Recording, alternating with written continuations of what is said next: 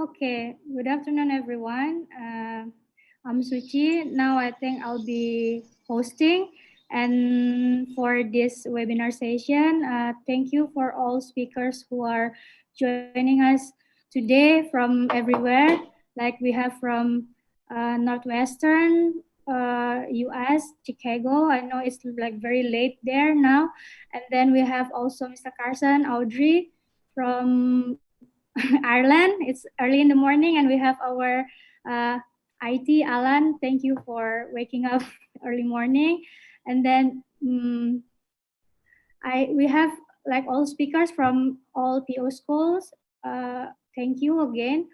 And maybe I will give the time to Mr. Carson to start moderating this session. Thank you all. Mr. Carson, the time is yours and the floor is yours. Thank you.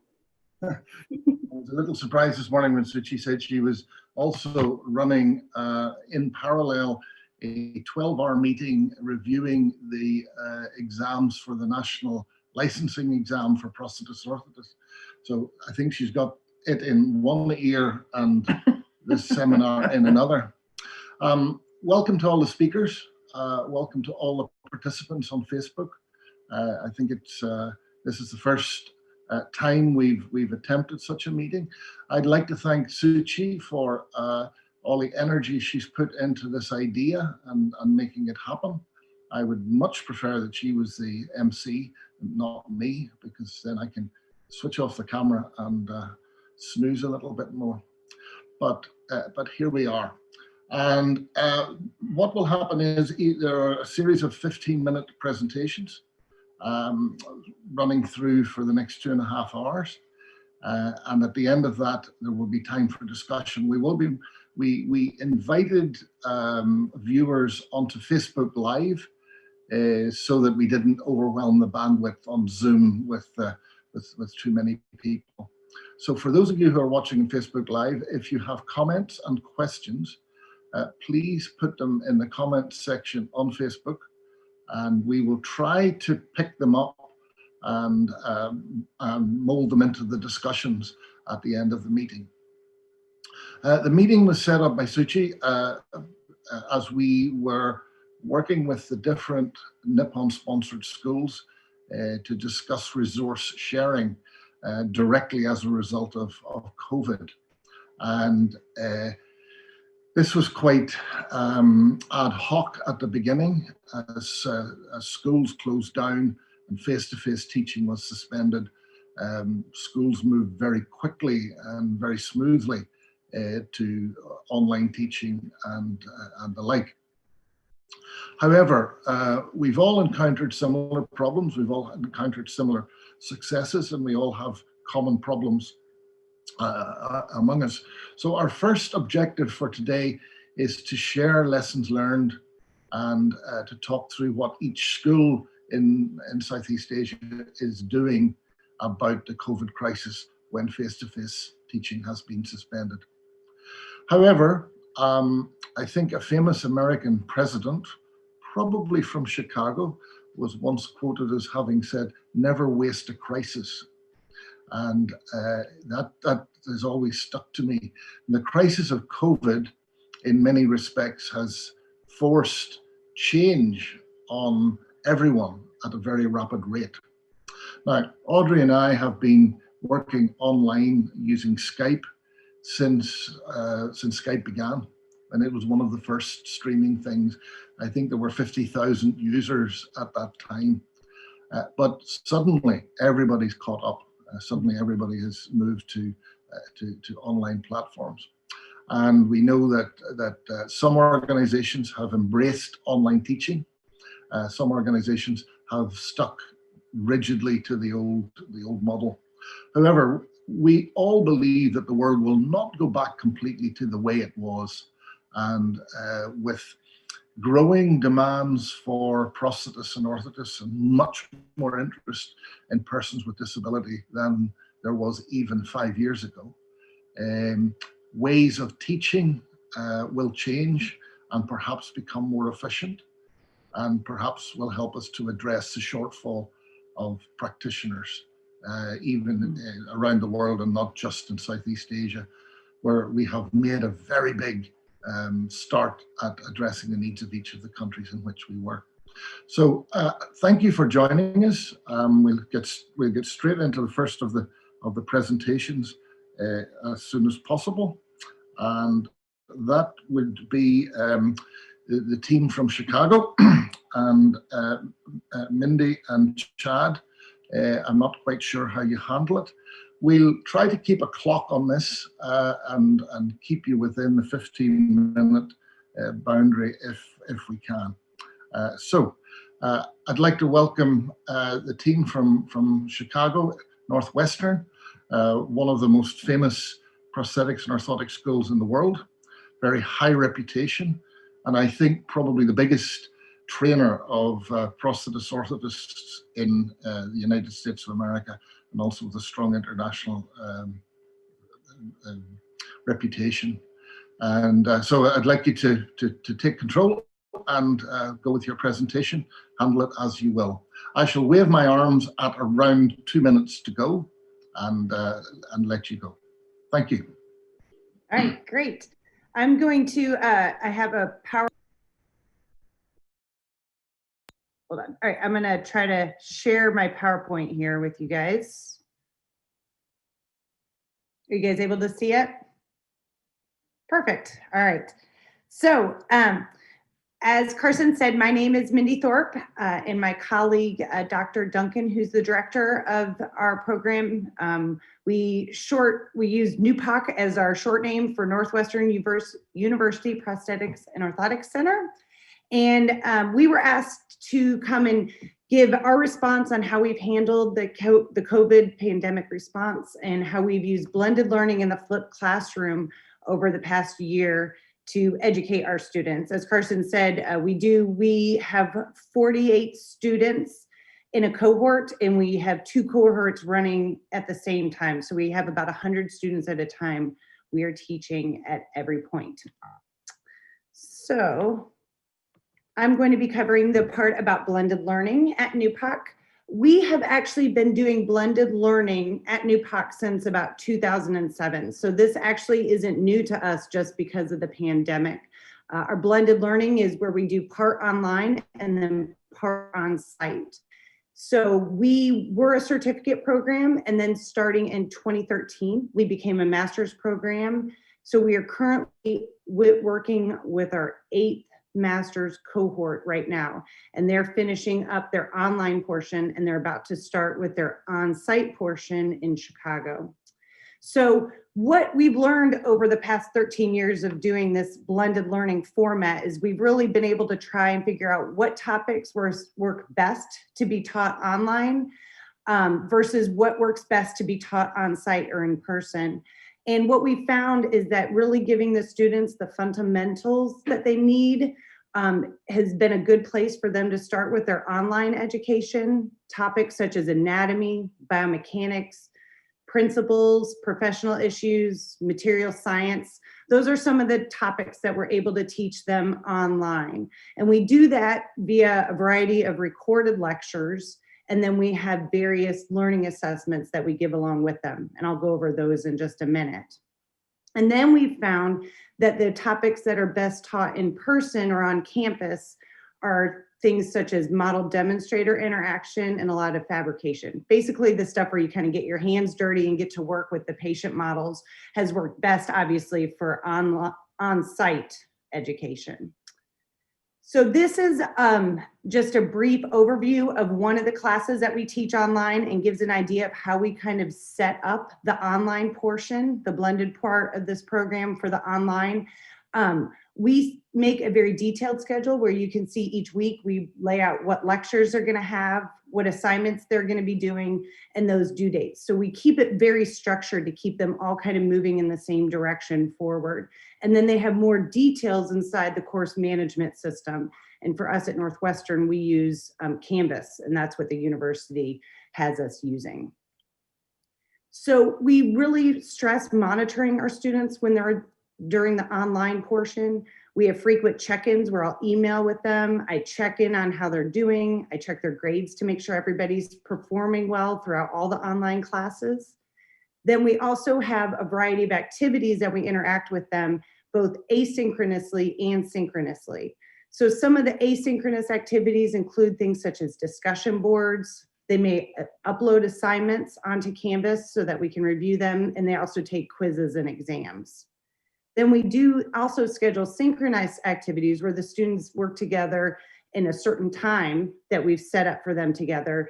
These can include things such as live reviews. An instructor may be going over material for a quiz that's coming up.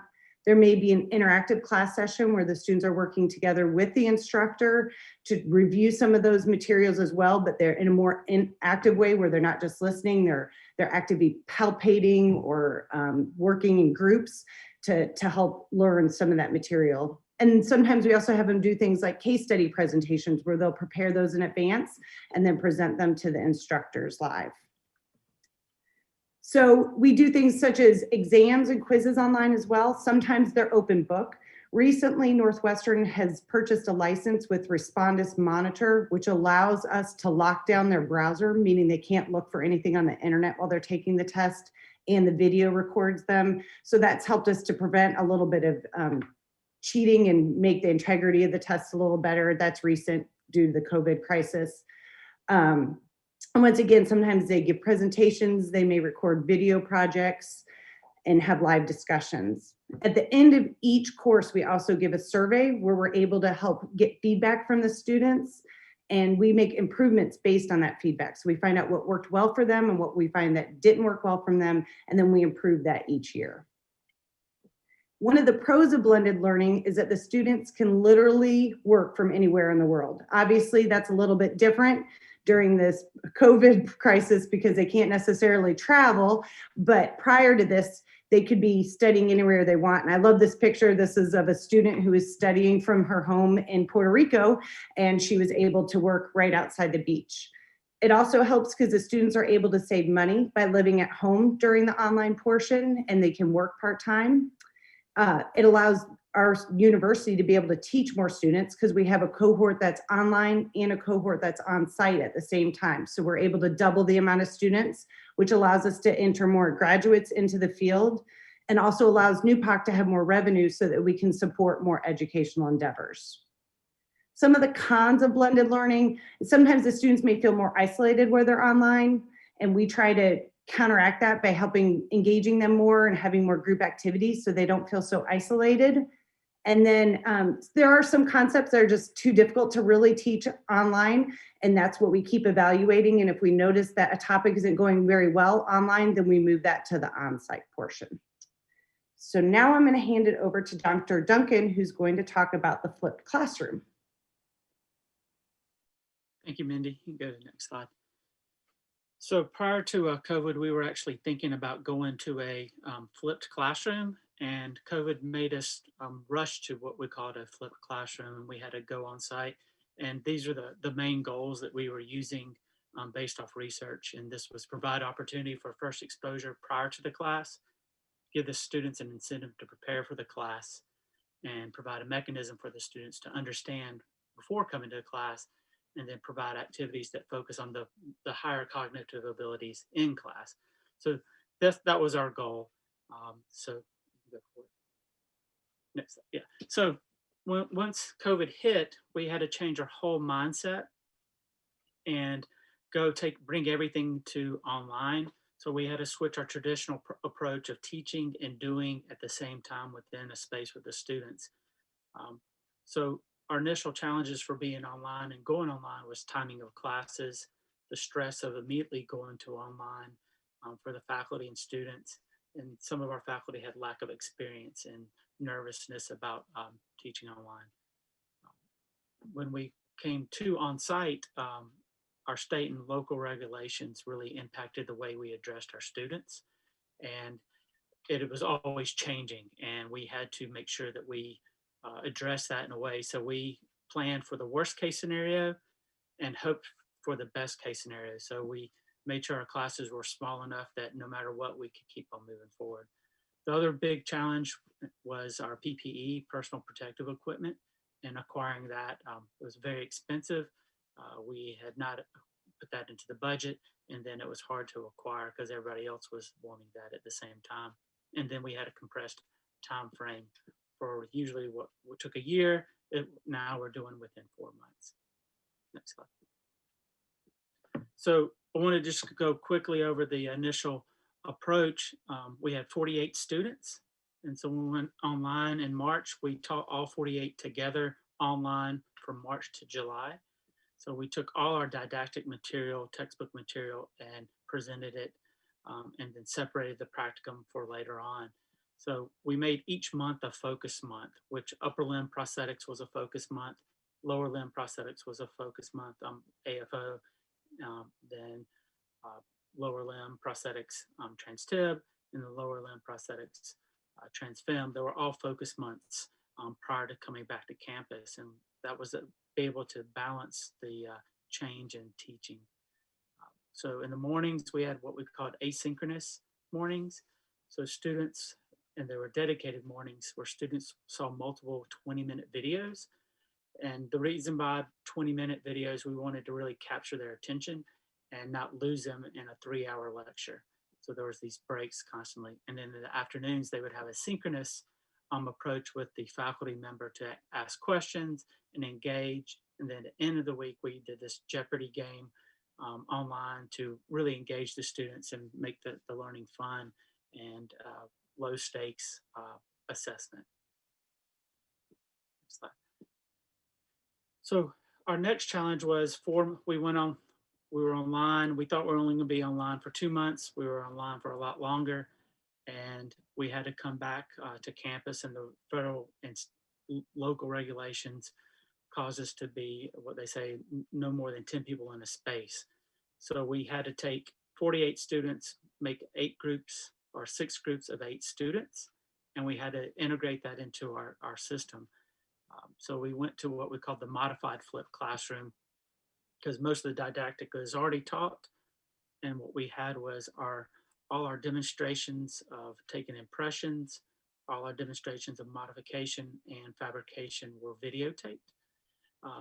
And then we provided those to the students, and the students had to watch them prior to coming to class.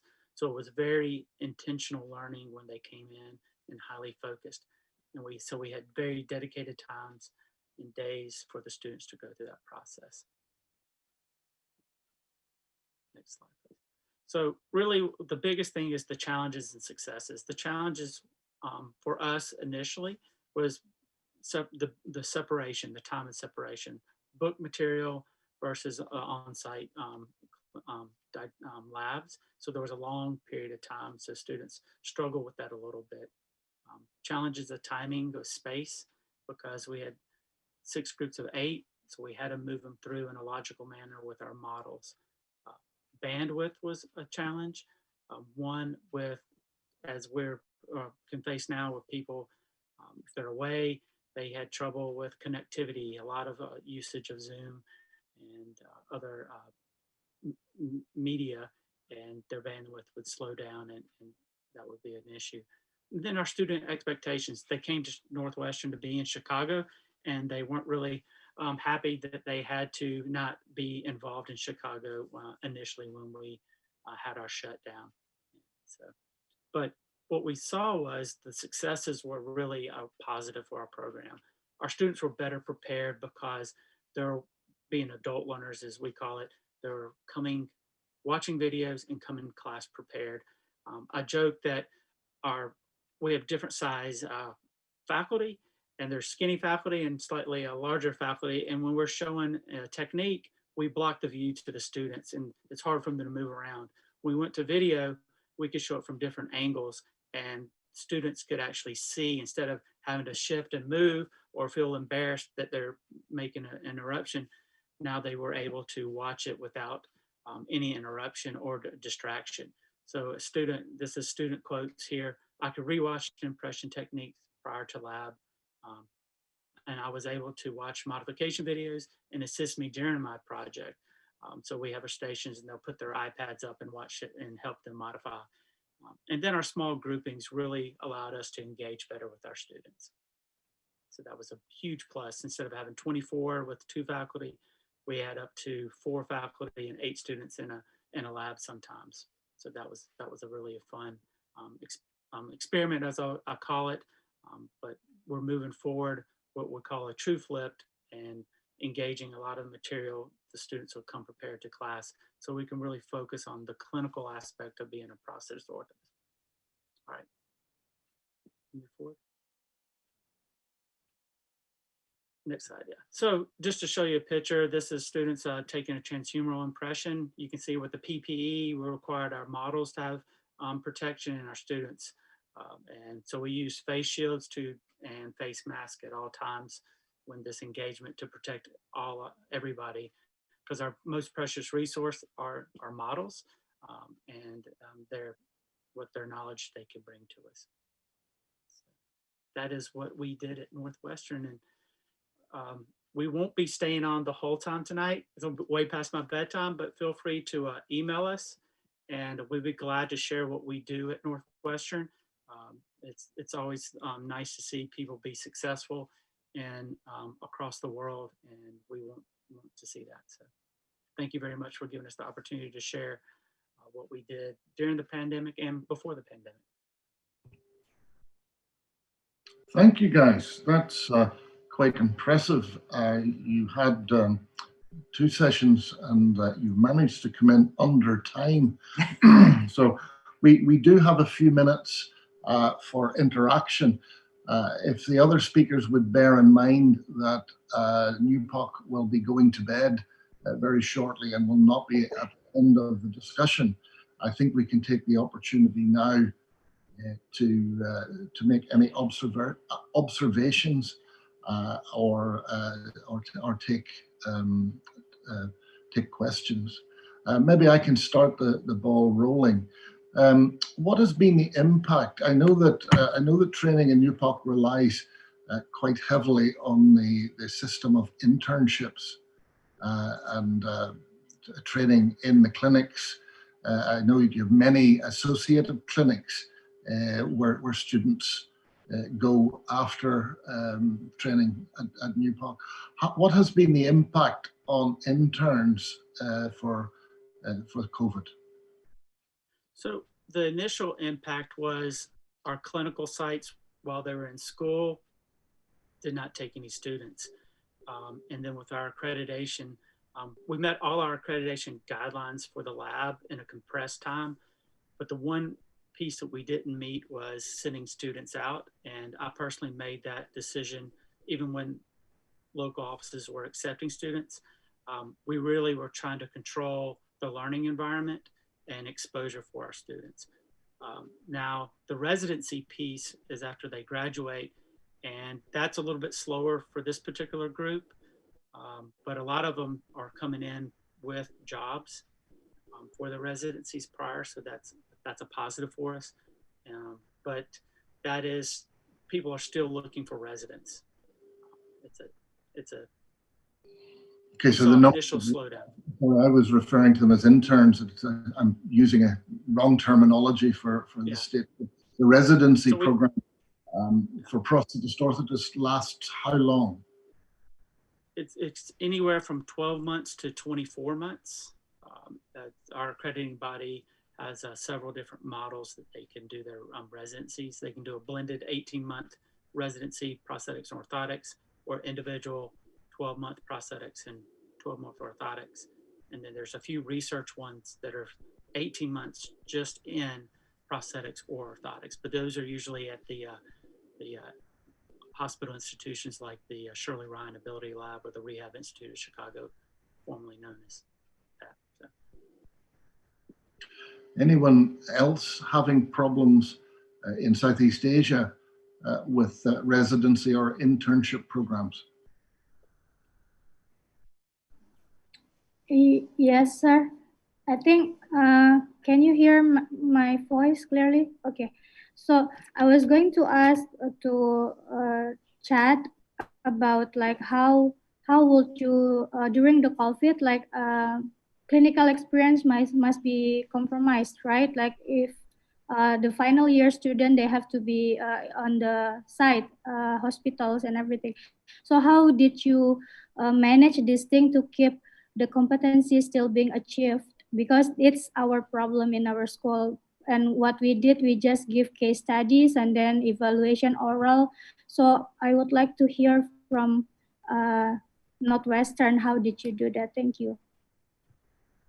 So our students weren't able to go out into the clinics. So the experience that we had when we brought the models in, we really tried to make it a scenario where they would see them go through the assessment and process, because we all are CPOs here, Certified Prosthetics Orthotics, and we make it as real as possible and give feedback. That's one thing that we weren't able to achieve. Some other universities did some virtual office hours with other with companies and other schools actually, and then case studies too. But we chose to focus really on the clinical aspect of our field. It's a challenge.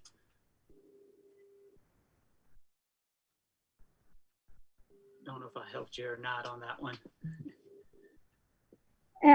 Thank you for your answer. I think that's like really nice. Like we didn't think of it, like make like a simulation, like bring a normal, healthy lecture, like to be as a patient and then present it to the students. Like, so it's like very helpful. Thank you.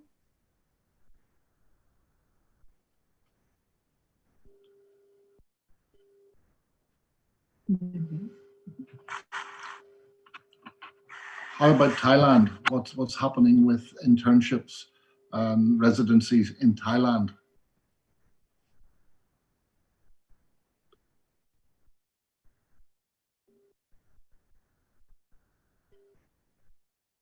Miss May, can you hear me?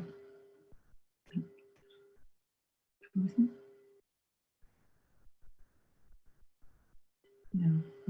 Frozen. Dr. Nissarat, can you hear us? I can hear you. Maybe present. Have student residencies or internships been badly disrupted in Thailand because of the virus?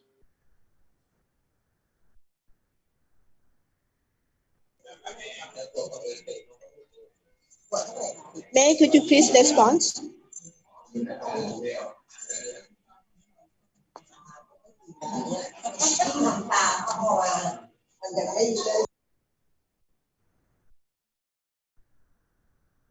I think Miss May's frozen at the moment. Yeah. No, we'll move on while Miss May tries to reconnect. Delaney, in Sri Lanka, what's happening with internships? Actually, the SLSP was reopened of June, end of the June, and then we were able to complete the residency program. And again, day before final exam, the 21st October, again we have to close the school according to the guideline from the Ministry of Health. So we are waiting to keep the final exam only. Hello.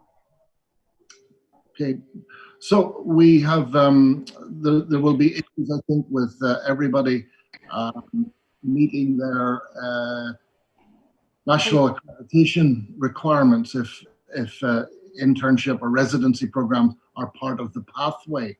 It'll be interesting to see what can be developed to enhance that residency work in places or afterwards. Okay. Any questions coming up on Facebook? Alan, are you seeing any questions from Facebook? Hello. Hello.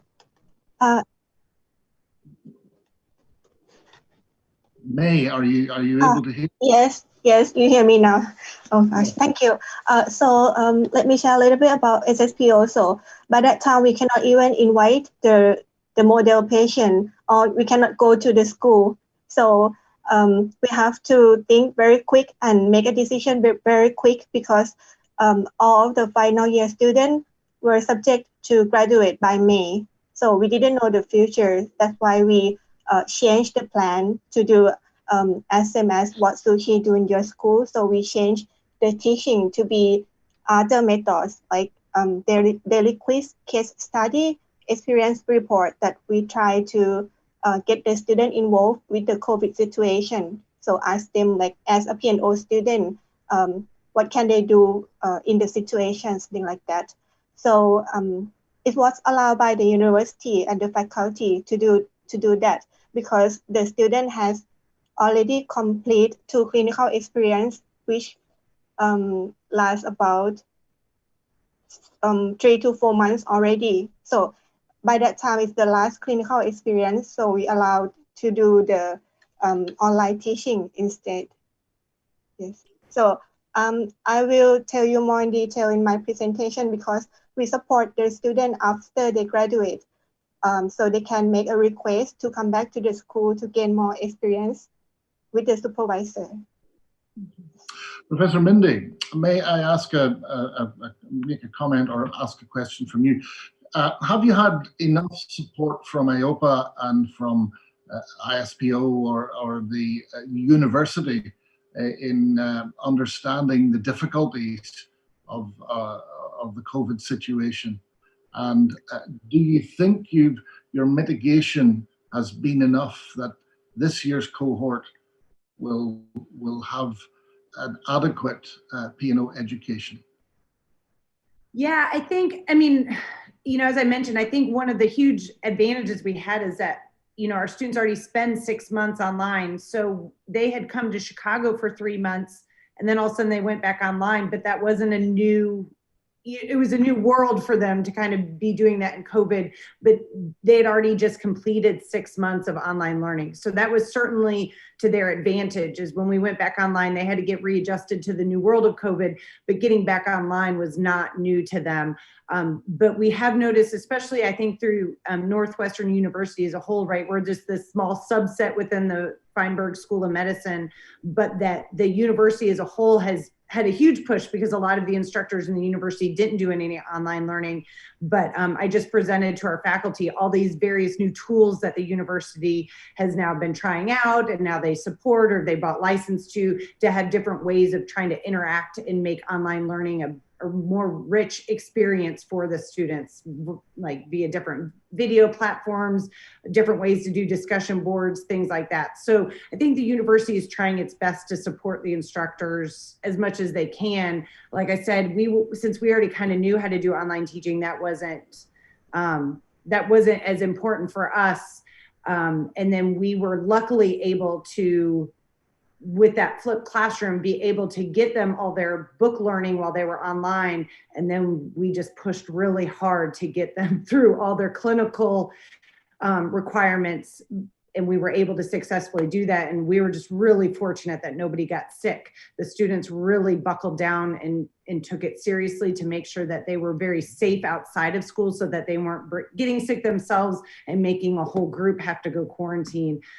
So I think the team, you know, is a little bit of luck and a lot of hard work by the faculty and the students to kind of get through it. Okay, super. And the delays in residency will inevitably lead to delays in this cohort taking their board exams, yes? No.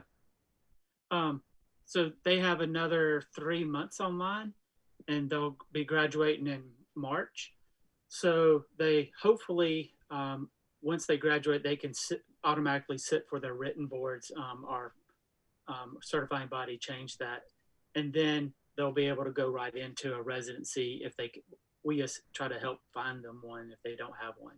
So hopefully there won't be any delays for them to go into the residencies. It's a separate part. It's outside of their schooling. Yeah, I know, I understand that, yeah. But it's part of the pathway to certification, really. Okay, so thank yeah. you. There's 2 minutes left of this session.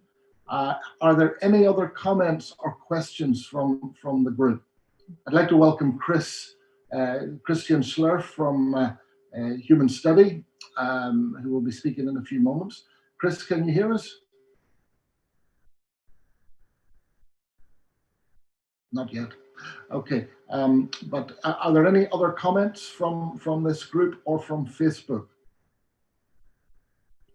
Can I just ask a quick practical question? In Northwestern, when you are required to comply with guidelines related to safety,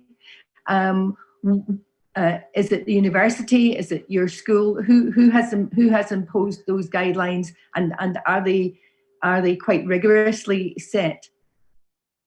So the city imposes, the state and the city will impose a guideline, and then the university will impose a guideline. We were one of the first programs to come back, and the university hadn't set guidelines, and so we had to set our own guidelines, and we used the state and federal and city guidelines to dictate how we were going to prepare. And that's where we planned for the worst case scenario, so only 10 people in a space, even though we could have had up to 12 to 20 people in a space because of the guidelines loosened, but we kept with those 8 students throughout the program in groups. So it jumped around a lot. That's probably one of our largest challenges with that. Yeah. I do want to mention one thing before the time is up. Is one thing that all the faculty saw was when we did do the videos of our impression techniques and modifying, we across the board we saw a lot more confident students and better focus when they were working with the models and in the lab than we have from a historical standpoint. Students seemed a little bit more scattered in the past. Maybe they were just a little bit more focused. I don't know, but hopefully we'll find out again next year with this.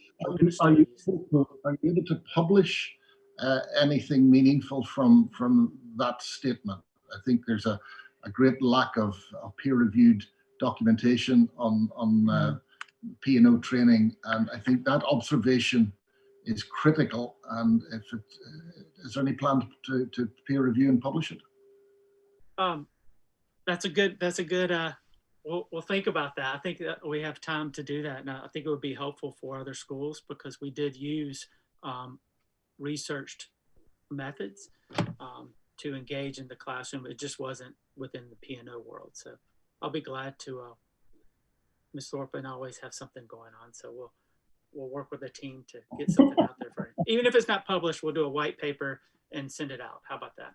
Yeah. And I'm part of a leadership of a PhD group, and we're always lamenting the lack of good clinical papers that meet a reasonable standard, and too many gray and too many white papers knocking around. And in this environment today, more rigorous is really being sought. I'm gonna stop now with the Chicago group if everybody is happy. Get to bed. Miss Suchi, as organizer, do you have any comments to make? No, enough, sir, for now. Thank you.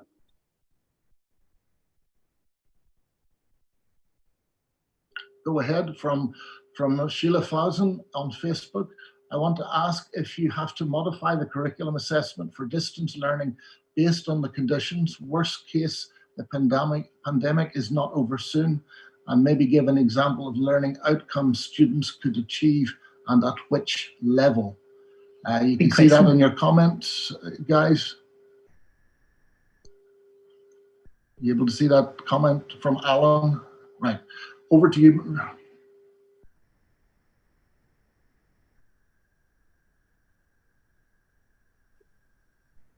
Mindy or Chad, can you take that? I'll let Mindy get it, or I can take it at either one. Go ahead, Chad. Nothing's really changed for us because we've been doing this blended learning since 2007. What has changed is being more creative in the assessments and using 1-minute papers. These are things that we're looking at to see where the students are and making sure they're learning throughout the process. We just had a meeting talking about how can we better assess our students and their outcomes. And we're looking at different best practices to do that, especially with COVID. Luckily, with us being a clinical and within the Feinberg School of Medicine, we doubt we'll have a true shutdown again. They're really pushing, since we're in the front, considered one of the frontline workers in allied health, that as long as we're following the protocols, we won't have to change any of our curriculum. So we're fairly lucky in that being within the setup. Okay, Chicago, thank you so much. That was really fascinating. Above and beyond. And we really look forward to future collaboration with you, but we'll have to try and do it a little bit earlier in the evening for you. In this around the world, it's interesting to get jet lag while still at home. Thank you and good night. Good night. Could I now ask Miss May if she'd take forward the presentation from Bangkok from SSPO?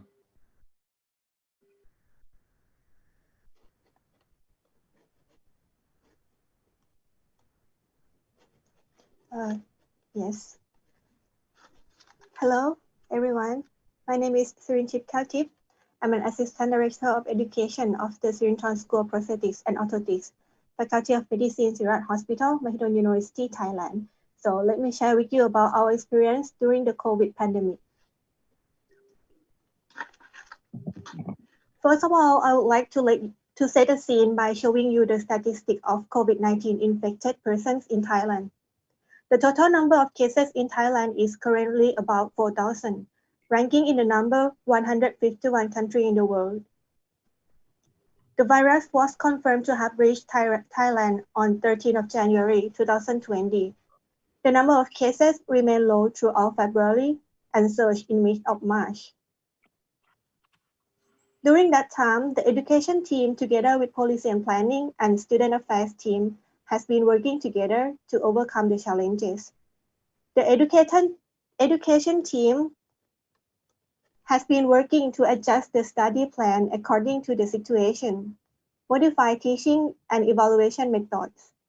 The policy and planning team evaluate the situation and support the tools and equipment, including the PPE and tools for online teaching. And the student affairs team did a survey and support the students living and also support them with a COVID-19 insurance. Let's see what was happening in SSPO during the peak period. At that time, it was a middle of the second semester of the academic year 2019. There were so many education activities going on. The year one students study the general education subjects, which mainly taught by other faculties, such as the Faculty of Science, Faculty of Liberal Arts, and Faculty of Environment. Year 2 students were mainly do the medical subjects, teaching by the medical doctors from the Faculty of Medicine, Sirat Hospital.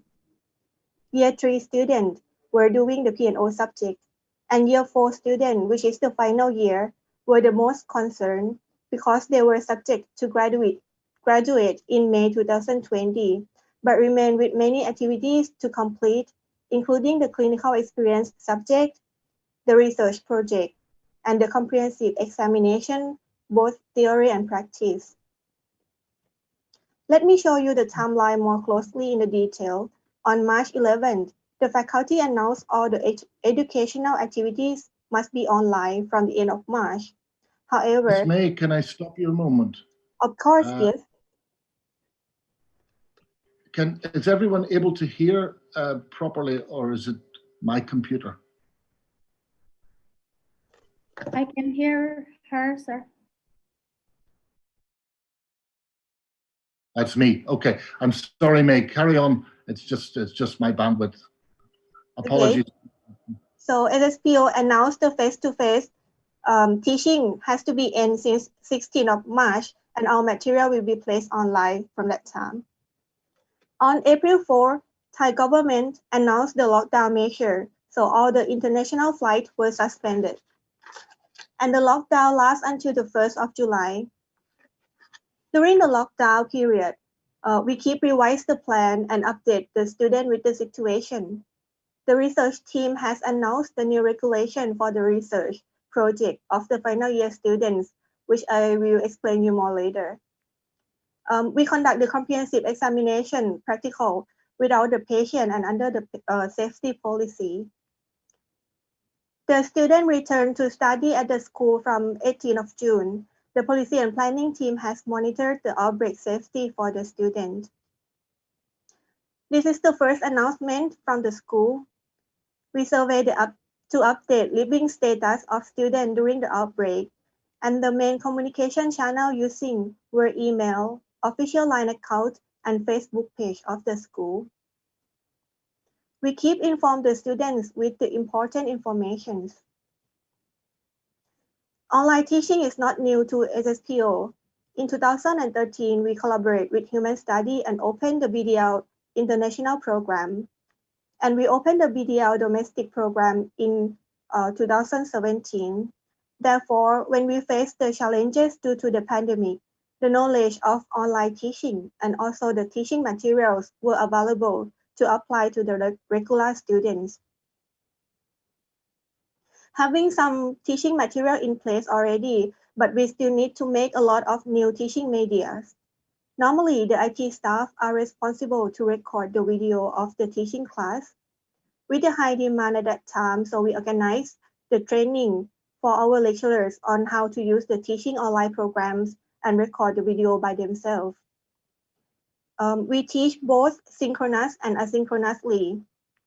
For the asynchronous lesson, we post all the pre-recorded video and teaching materials on our learning platform and suggest the self-study schedule for the student. For the synchronous or the live teaching class, we first use the Google Meet and record the class by OBS software because of its availability.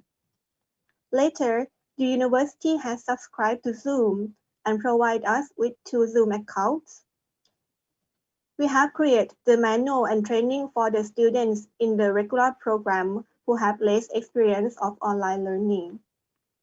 And we create this, you see, a simple booking system for using the Zoom account so the lecturer can manage the booking effectively. Our main challenge were not the online teaching. It was how to manage the class when the student come back to study on site.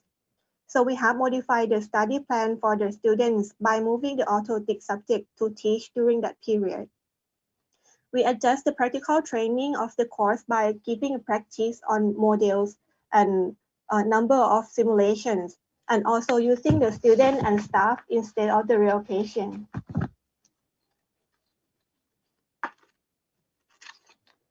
So when we allow the student to come back to attend the on-site class, we apply a screening measure for all people entering the building.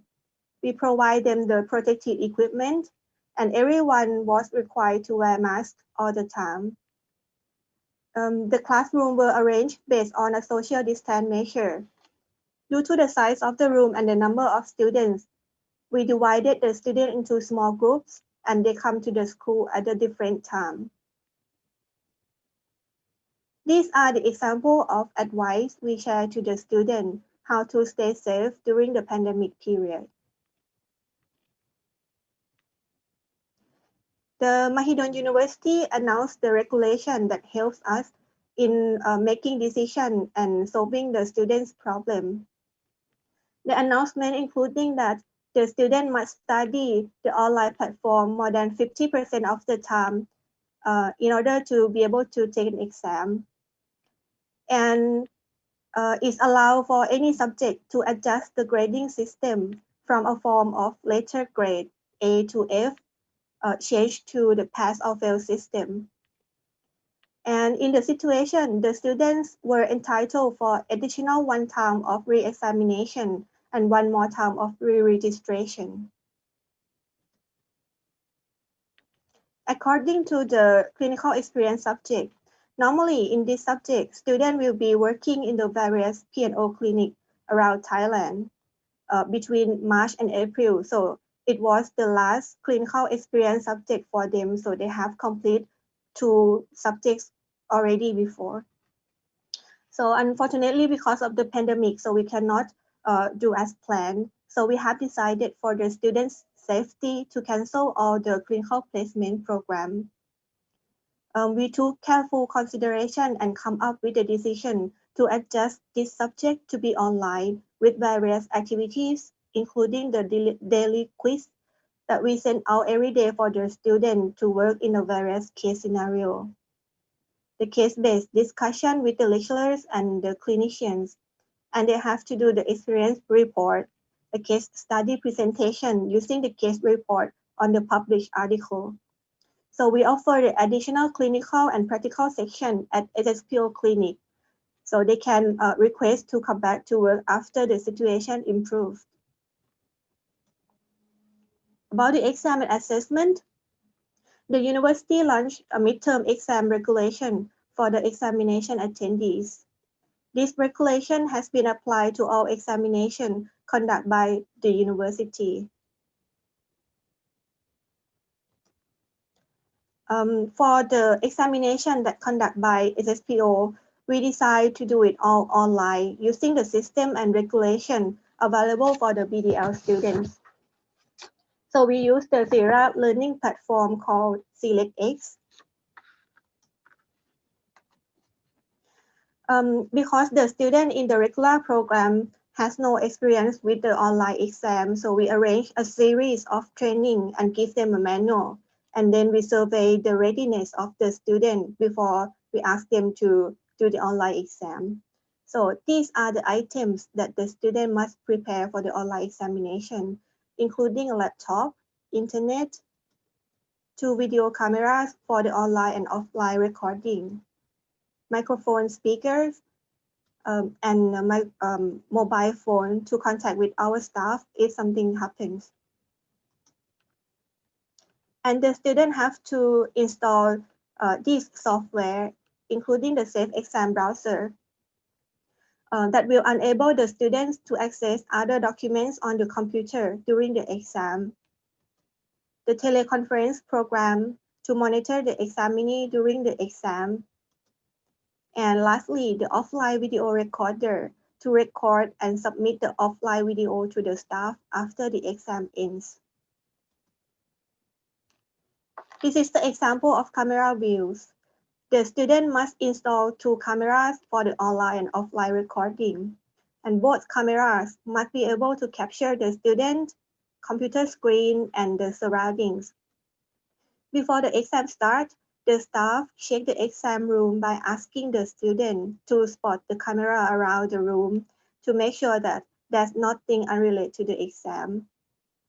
And the exam must be conducted in a closed room and no other person is allowed to in and out during the exam period. For the comprehensive practical examination, it has been conducted successfully with some modification. So you can see from 2019 plan with the modification of 2020. SSPO staff, instead of the real patient, were invited for some stations that require a model. For example, AFO casting, P&O assessment, and ULP fitting. So we use the modified ULP socket able to fit with non-amputated people.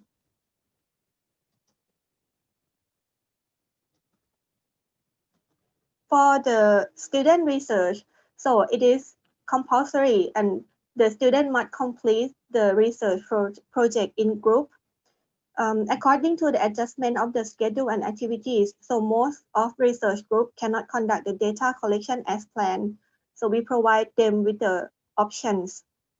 The option 1 for the student that cannot complete part of data collection or can get data only 1 participation.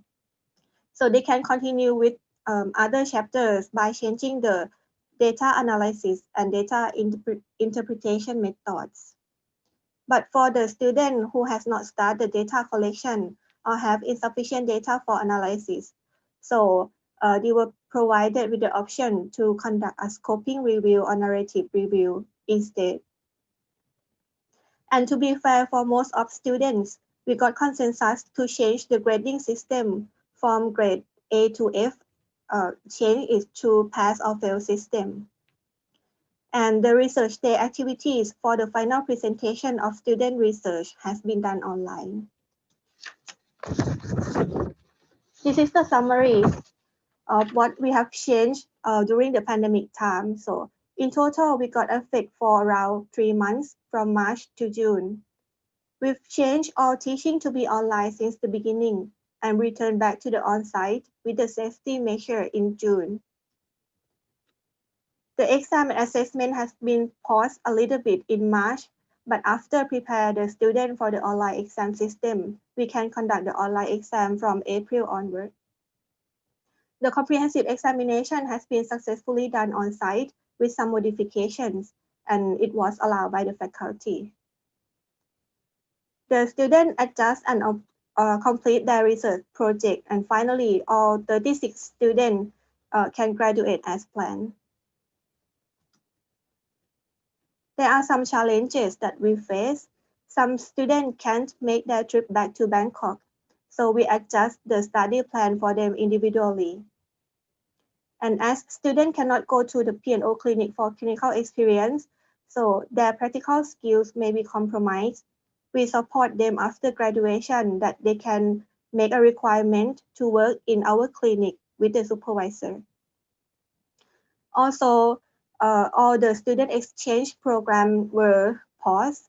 So we have collaborated with the Kobe Medical College Welfare Japan, start the virtual exchange program, and it seems to be working very well. So what we have learned from this experience is that in a challenging situation, we must assess thoroughly and take a quick action. In the fast changing circumstances, we must be flexible and adaptable. We got support from our team members, faculties, and university, and sometimes we're not afraid to ask for help. Collaboration with other faculties, both in international and nationally level, make this challenging situation resolve a lot better and quicker. And finally, communication is a key. So not only communication with our staff, but also students, their parents, and other stakeholders as well. So this is all the experience from SSPO side. Thank you.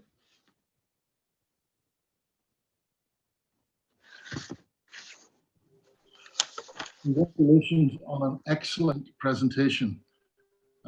Thank you for the hard work you've put into preparing these slides. We very much appreciate that. Excellent presentation. Do we have any comments from the other speakers? We've just got a couple of minutes before we move on. If there are no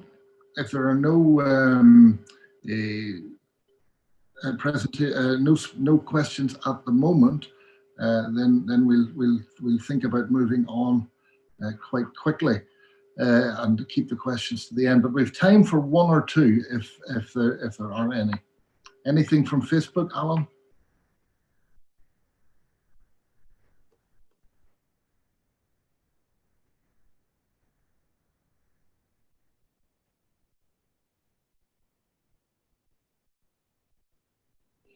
Yes.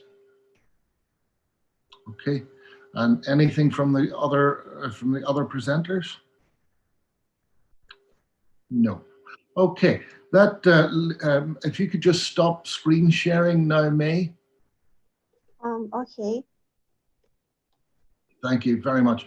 I'm hoping.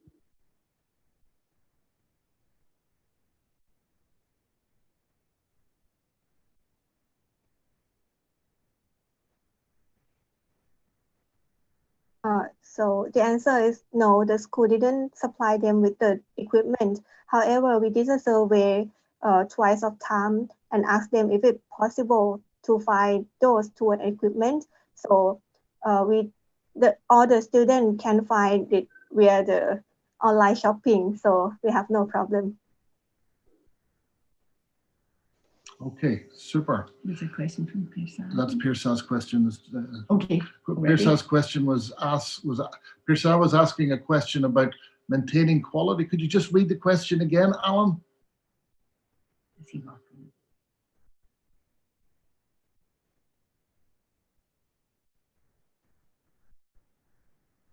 So the formative assessment, I think, because most of the online class during that time were the live discussion.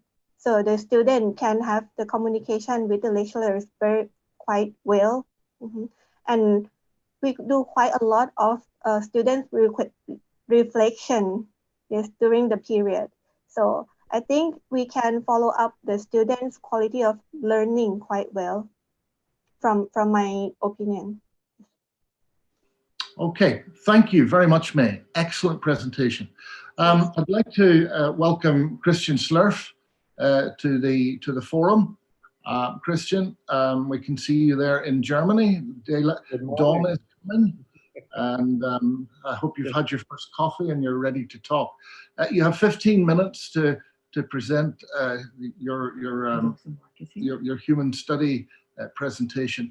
I'd also just like to welcome Mark Brown from Dublin, even though he sounds a bit like a Kiwi. We're looking forward to your presentation in the next half hour. Thank you. Christian, over to you. Yeah, thank you, Carson. Nice to see Audrey here also. It's a very early bird for you guys. I suppose you're an hour earlier than we here in Germany, isn't it? So better for people like May. It's a better time of the day, I suppose. So yeah, and not to speak for our colleagues in Chicago and Northwestern, where I would like to share my congratulations with both of you. You had a very impressive overview on what you are doing. Really, very happy to learn that there's such a progress. Fantastic. For the Northwestern, I may add that I had the opportunity to look at your blended learning back then, already in 2002. Which was a quite remote, quite at the beginning of the development of blended learning, and it's fantastic how this methodology has developed over time. So really, congrats, and May, fantastic to see how SSPO is taking off here, really on that end. I'm very impressed, very happy. That's what we were hoping for. We learn a lot from human study, actually. Thank you. That may be, but yeah, that may be, and I think we can all learn from each other all the time. So I think it's mutual. It's a mutual interest, and this is what partners do to each other, I suppose. No, May.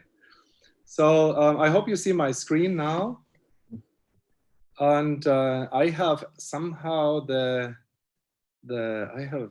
how do I move this away? Well, never mind, because I see the whole camera views of all of you still.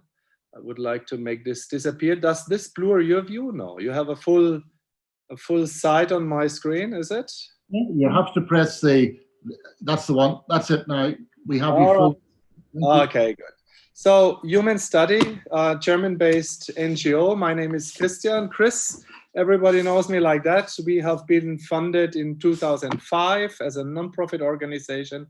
Our focus lies on the education of practitioners that are already on the job in areas of the world where there is limited or no access to formal education for those practitioners on the job. That is our, let's say, our focal point, that we take care of those colleagues who are already working in the field, but do not find appropriate education, and for different reasons have no access to appropriate education.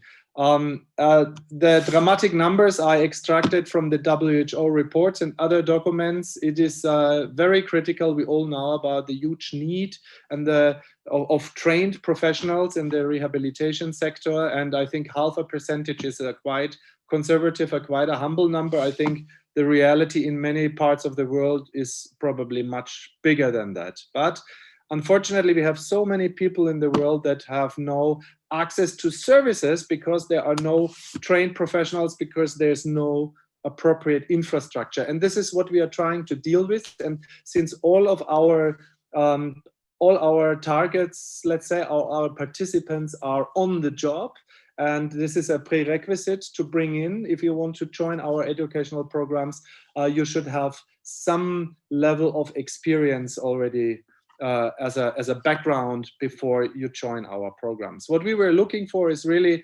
to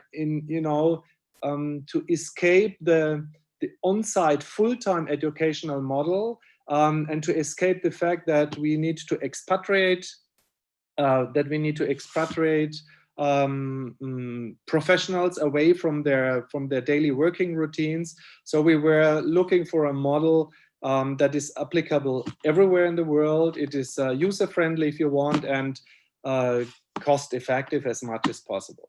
Okay, so what we came up is the blended learning. This is what we are all talking about. For us, it's a three-way blend.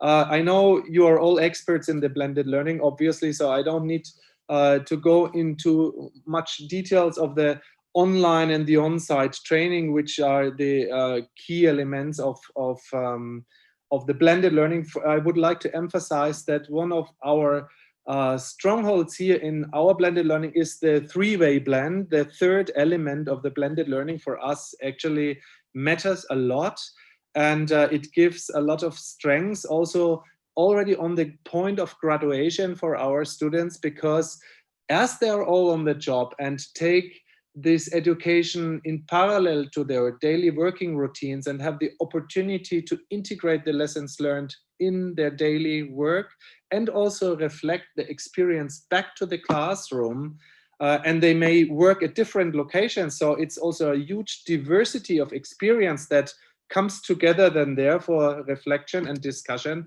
That is actually a very strong point. And obviously on the graduation day, our type of students is clinically very strong already, because not only that they come with clinical experience into the classroom in the first place, but along the years of education, they stay on the job and continue being productive and training their craft skills, if you want. So our students actually have an advantage against on-site full-time students in the sense that they have a vast amount of clinical experience on the day of graduation. I would like to emphasize this because this is really one of the great advantages of the blended learning model as we apply it, as it is not for freshmen who still are in need of gaining experience or may be exposed to, to some internships for a limited period of time, as our practitioners, regardless of the program they choose, is, they are fully fledged practitioners, seeing patients and working in their clinical teams every day while they are taking the education in parallel. That is something you need to understand, that it has the impact on the clinical side of their strengths. So what we do, I think it is not much difference to what I have seen now from Northwestern or SSPO. I think we all try to satisfy the interests and needs and the possibilities that are there on the online side. We try to address the online part, of course, with asynchronous portions. This is video lectures. I mean, this is PowerPoints with a pretty face, lecturing the students guiding them through the PowerPoint, video recorded. Then we extract the audio, because as they are practitioners, often they are on the road delivering something or active. So once they have seen the PowerPoint, they can then listen again, at least to the audio, and use the time where they, could just put attention to their ears, let's say, and of course we have some study notes, some textbooks available. This is all for the asynchronous portions. Very nice. You can access it anytime from any place. And then it's also a lot of synchronized. It's on a weekly portions, and in a weekly system, we also have live streaming sessions per subject for our students to clarify questions and to strengthen the understanding of the portion they have seen. So during the week. So here is just a glimpse how our textbook could look like, just some extracts. Then the video lessons, as I said, it's mainly PowerPoint with the speaker recorded. And then, of course, what we do, and this is for self-evaluation of the students, that they really go week by week, and there is a weekly quizzes and other elements to self-evaluation for themselves to really, that they can really reflect that they have understood the portions of the week. Okay, then there are also regular assignments, that is some small research or case studies or other assignments. It depends on the subject that they have to complete during the week and bring it back on the class in the classroom. And this is then also subject of discussion very often, or presentation by students during the live sessions. Okay. Assignments actually also a quite powerful tool for us. And then we have the online consultations, as I already said. This is, again, you probably go deeper into the content, or you reflect what was going on during the week, or we are just listening to the presentations of our students whenever they have prepared something. Examinations, and May, I really liked how you presented the approach. I think we have something in common here.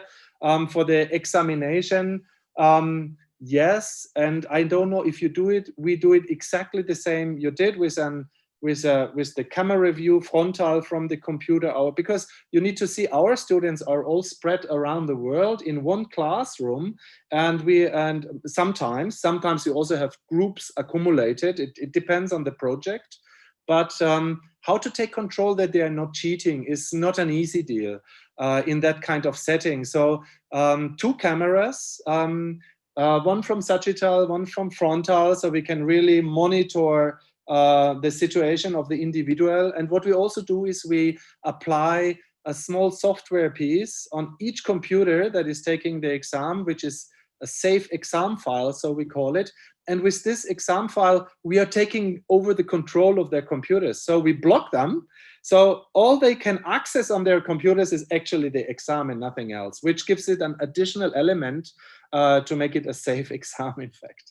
So we have really a very strong monitoring, and as Mahidol University is our academic partner, and they are matriculating our students for the bachelor level and providing the degree, it is very important that we have a safe way to demonstrate that there were fair exam processes going on.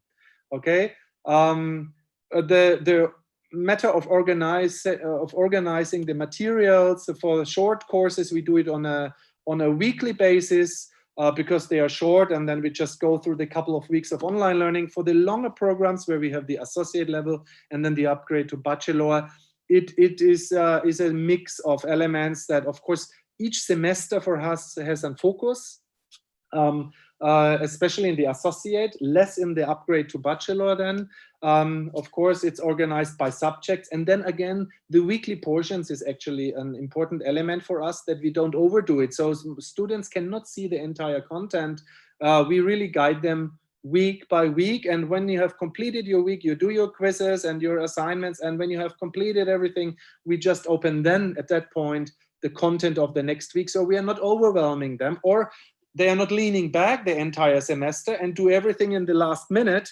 That is also a problem we had in the past. So it's really advised to sanction that and give it a certain order of process throughout the semesters. Okay.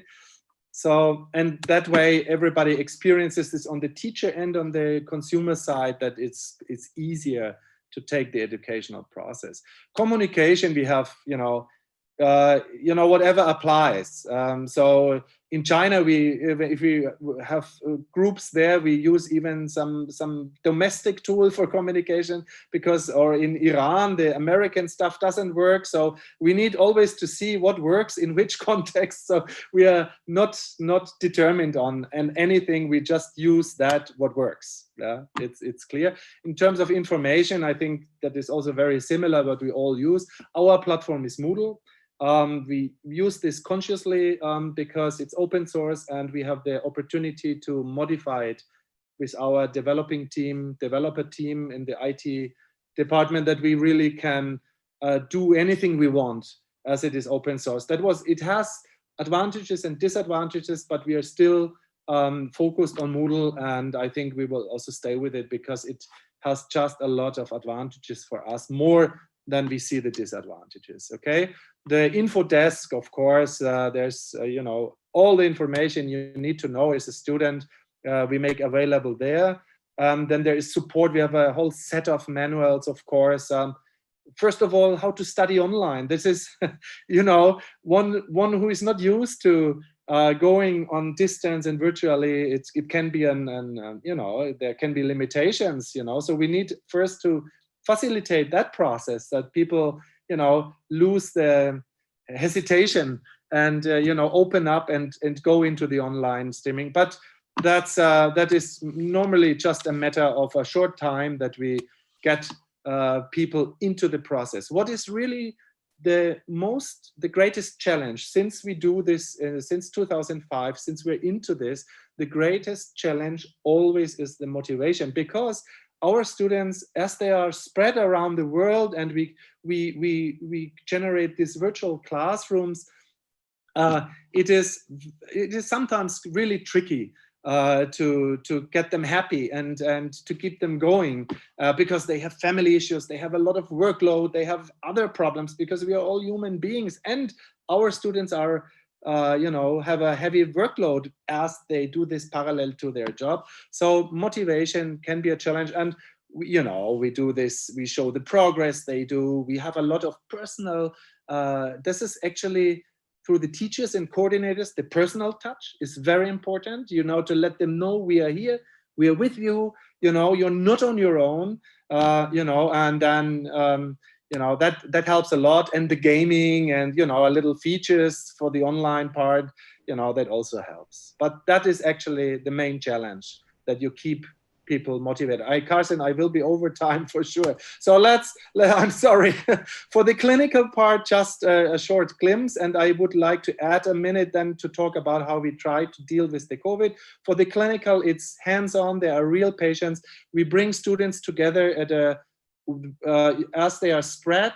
We try to accumulate them at one partner host, which is just a regular clinic. Very often it's a clinic that is suitable to host a large group that's either a school or a service provider large enough and providing us the space for this on-site activities that we have typically every semester on a specific subject to satisfy, where then everybody comes together. This is the only time when students have to travel, basically, to come to the centralized on-site location. Also, maybe to emphasize here, an advantage here is, and I'm putting this scoliosis now here in front, and May knows Michael Rexing.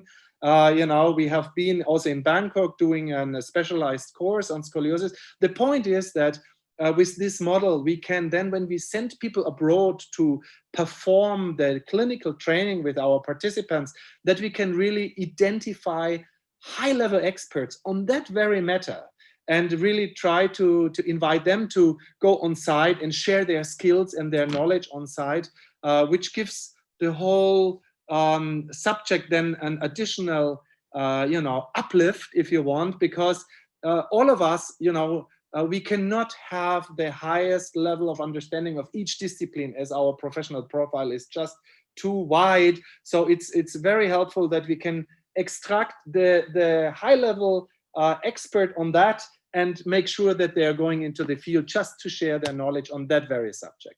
Now, in short, we have lifelong learning opportunities. We call this specialized courses. That's a focus on just one subject, open for everybody. This is a few weeks of online. It's a couple of days on site, and then some months of follow-up. Yeah, that is really for everybody. We also do this in Canada. We did it in Ireland. We did it in Thailand. This is open for everybody who would like to have an input on a specific subject. Typically, this is myo-arm, it's hip disarticulation, it's the Chenou spinal brace, or subjects or areas where in the entities where we apply this, the intelligence is not grown enough, and our targets like to, you know, like to get an input on that. For the let's say for the developing world where we actually come from and where our main emphasis is on, we have associate programs. This is a 5-semester program for practitioners who have at least 2 years of experience. We bring them into the associate program over 5 modules. It's around 3,000 hours to get an associate accreditation by ISPO. And then from that point on, and here Mahidol comes in, because Mahidol does the upgrade on site full time. And we are actually partnering here with the Mahidol and the SSPO in particular since 7 years now. Thanks, May, for putting this nice picture on your presentation. And here we have the upgrade from associate level to reach bachelor degree, where our partners, the Mahidol, is matriculating the students. And we have an agreed system to develop this program and the curriculum so it's safe for all of us. And this is a 6-semester program, by the way. So this is what we offer in short. Yes, we have a heavy orientation on the ISPO standards. We are an ISPO accredited program, Cut 2 and Cut 1, or associate and professional level, as we say. We do these programs in many parts of the world. That's our world map, as you can see. And yeah, it's quite a challenge sometimes to deal with the geographic diversities. Right now, we have a Category 1 program, or a professional program, an upgrade to bachelor, where we have 20 students, but they are from 12 countries. So it's, and they are from Syria, and they are from African countries, and some are in Asia. So it's really a crazy mix. It's beautiful for our students because they have this peer-to-peer exchange, and they learn also how diverse and how different the profession is actually alive in other entities and other challenges. Imagine the Syrians meeting somebody from Myanmar, quite a clash, but it is actually also, it has also a very positive and powerful element into it. So before I shut off my presentation, I would just give you, and I haven't prepared for that, I probably haven't figured that COVID is something also to share. If you allow me, what we do now to compensate as we can, we have only did 2 travels. We did on-site now during COVID only in the Balkans on an associate program. And we have done it in Ghana just now in November because the circumstances allowed us to do so, even though it was still connected with a high risk. So how do we compensate for the clinical on-site training today under COVID, as we are not allowed, or we are not crazy enough to travel? The problem is especially not only to go there and to bring everybody together and have the risk of infection, but our trainers, if they would come home, they would need to go 2 weeks under quarantine. So this we also cannot afford. So there is a lot of complications which will not allow us to go on site, except some special places. But how we do it, what we invested now, we had already some video recordings from the past of clinical workshops, but that was really the general workshop setting. What we do now, right now, is a set of video productions controlled without students in a clinic, fully controlled, and we go in all the details on the video recordings with 2 cameras, 2 angles, and then you can change the view and all of that. And what we do is we guide our students, instead of being on site, we guide them step by step in live sessions. And these live sessions are lengthy. They go 3-4 hours every time over a 2-week process. They are in their clinics, they have a model patients, and we go step by step with them. First, we do the anamnesis and the measurement. We show them on our videos, and in the live sessions, we explain, everybody has understood. We send them back to their patients, they replicate that. They make a documentation, bring it on the platform, we review, we reflect, then we do the casting process. Then and on the video, in the live session, they go back on their patients, do the casting, bring back their results, we reflect, then they do the rectification and so on. So we go really step by step, with the focus is on the detailed videos we now produce and the live sessions where we utilize these videos and give them only a short step that they can digest and exercise this step on their patients and bring back their experience to the classroom. In lengthy live sessions, I must say it's very resource demanding on our end, yeah, because it's at least a 2-week process, twice a week. So we have the live sessions, and then we give them a couple of days time to replicate and to bring back the results to the classroom. And so I have a class from Pakistan today. So we meet every Wednesday, every Saturday, every Wednesday, every Saturday. And like this, we meet, we do the next step. And like that, we are guiding them through the process of what we do. So I'll leave it here for your knowledge. Sorry for taking over time, Carson. I apologize. Thanks for your attention, everybody. Nice to be part of this. Okay. Thank you, Chris. Thank you for the apology, even though I know that you don't really mean it. Well, I cannot hold it either, so it's just like that. Yeah. All right. Yeah. I hope you can stay around for a little while. We'll have some discussion at the end. Unfortunately, you've used up your own discussion time at the moment, but thank you for a very full presentation. I think there's a lot we can all learn from the methodologies you've used. Alan, would you like to queue up the video PowerPoint presentation from Sarot? I know her bandwidth this morning is very, very poor, and she wants to go with the 10-minute PowerPoint presentation. Can you do that?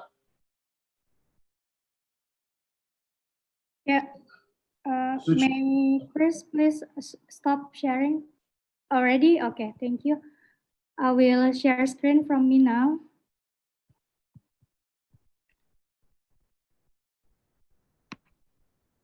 Okay, can you see my screen now?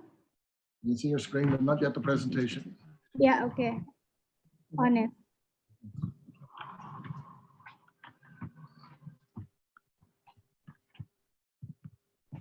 Can you bring it to the middle of the screen? Hello, ladies and gentlemen. Today, I'm very happy to share with you about the experience sharing on pain education delivery during the COVID-19 pandemic. You went off, Suchi. Sorry. It was started, but then you closed it down. So sorry.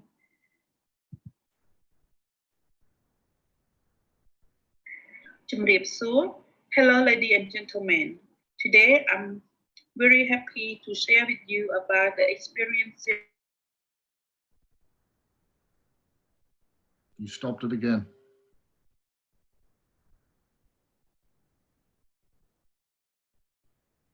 We're getting no sound at the moment.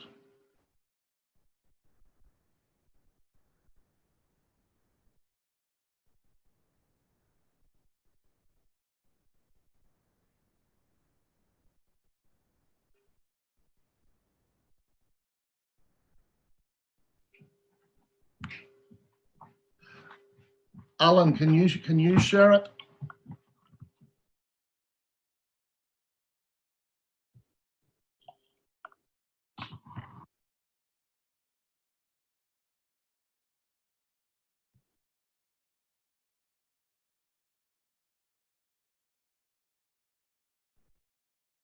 Try not to play it from the Google Docs.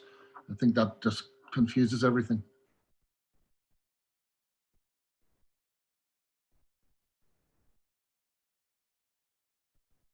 Okay, look, while we sort that out, Alan and Suchi can sort that out by text behind. Could you stop sharing the screen, Suchi, and download the document and be ready to go? Perhaps Mark, would you mind if we just brought you forward one slot? Audrey, do you want to introduce Mark? Thank you very much. I would just like to take a few minutes to introduce Dr. Mark Brown. Mark was someone that we met just a few months ago when we began at DPO to look at moving online. And exactly as you said, May, and you said, Chris, about communication, about reaching out to each other and learning from each other. We were very blessed to be able to reach out and speak with Mark, who has been a really great support and advisor so far. Dr. Mark Brown is the director of the National Institute of Digital Learning at Dublin City University and has extensive knowledge and experience in the field of digital learning.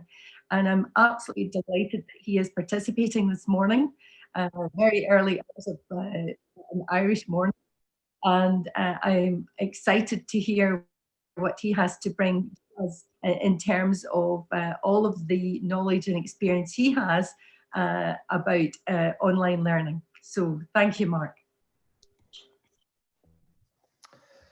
Well, thank you very much for that introduction. Now, I have a recorded short talk which leaves some time for questions, I hope. So maybe I can either do that from my computer, or it can be done at your end, whichever is the easiest. You do it from your end. Okay. Let me just share my screen.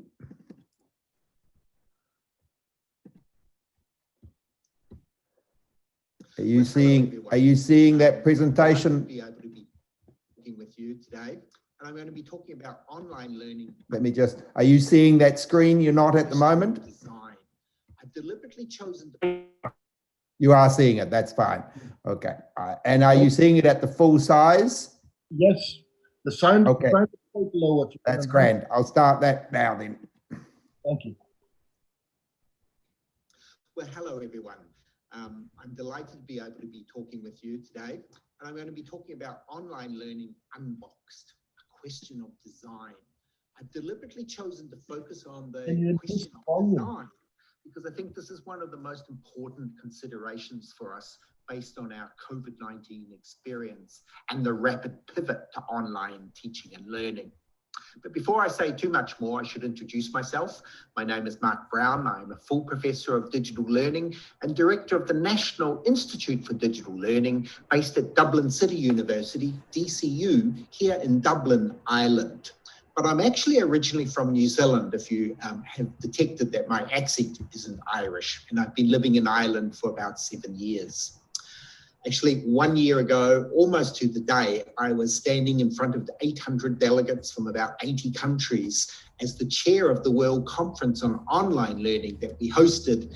And no one could have predicted at that time just how quickly online learning would become so important to our work and our ability to keep teaching and keep learning.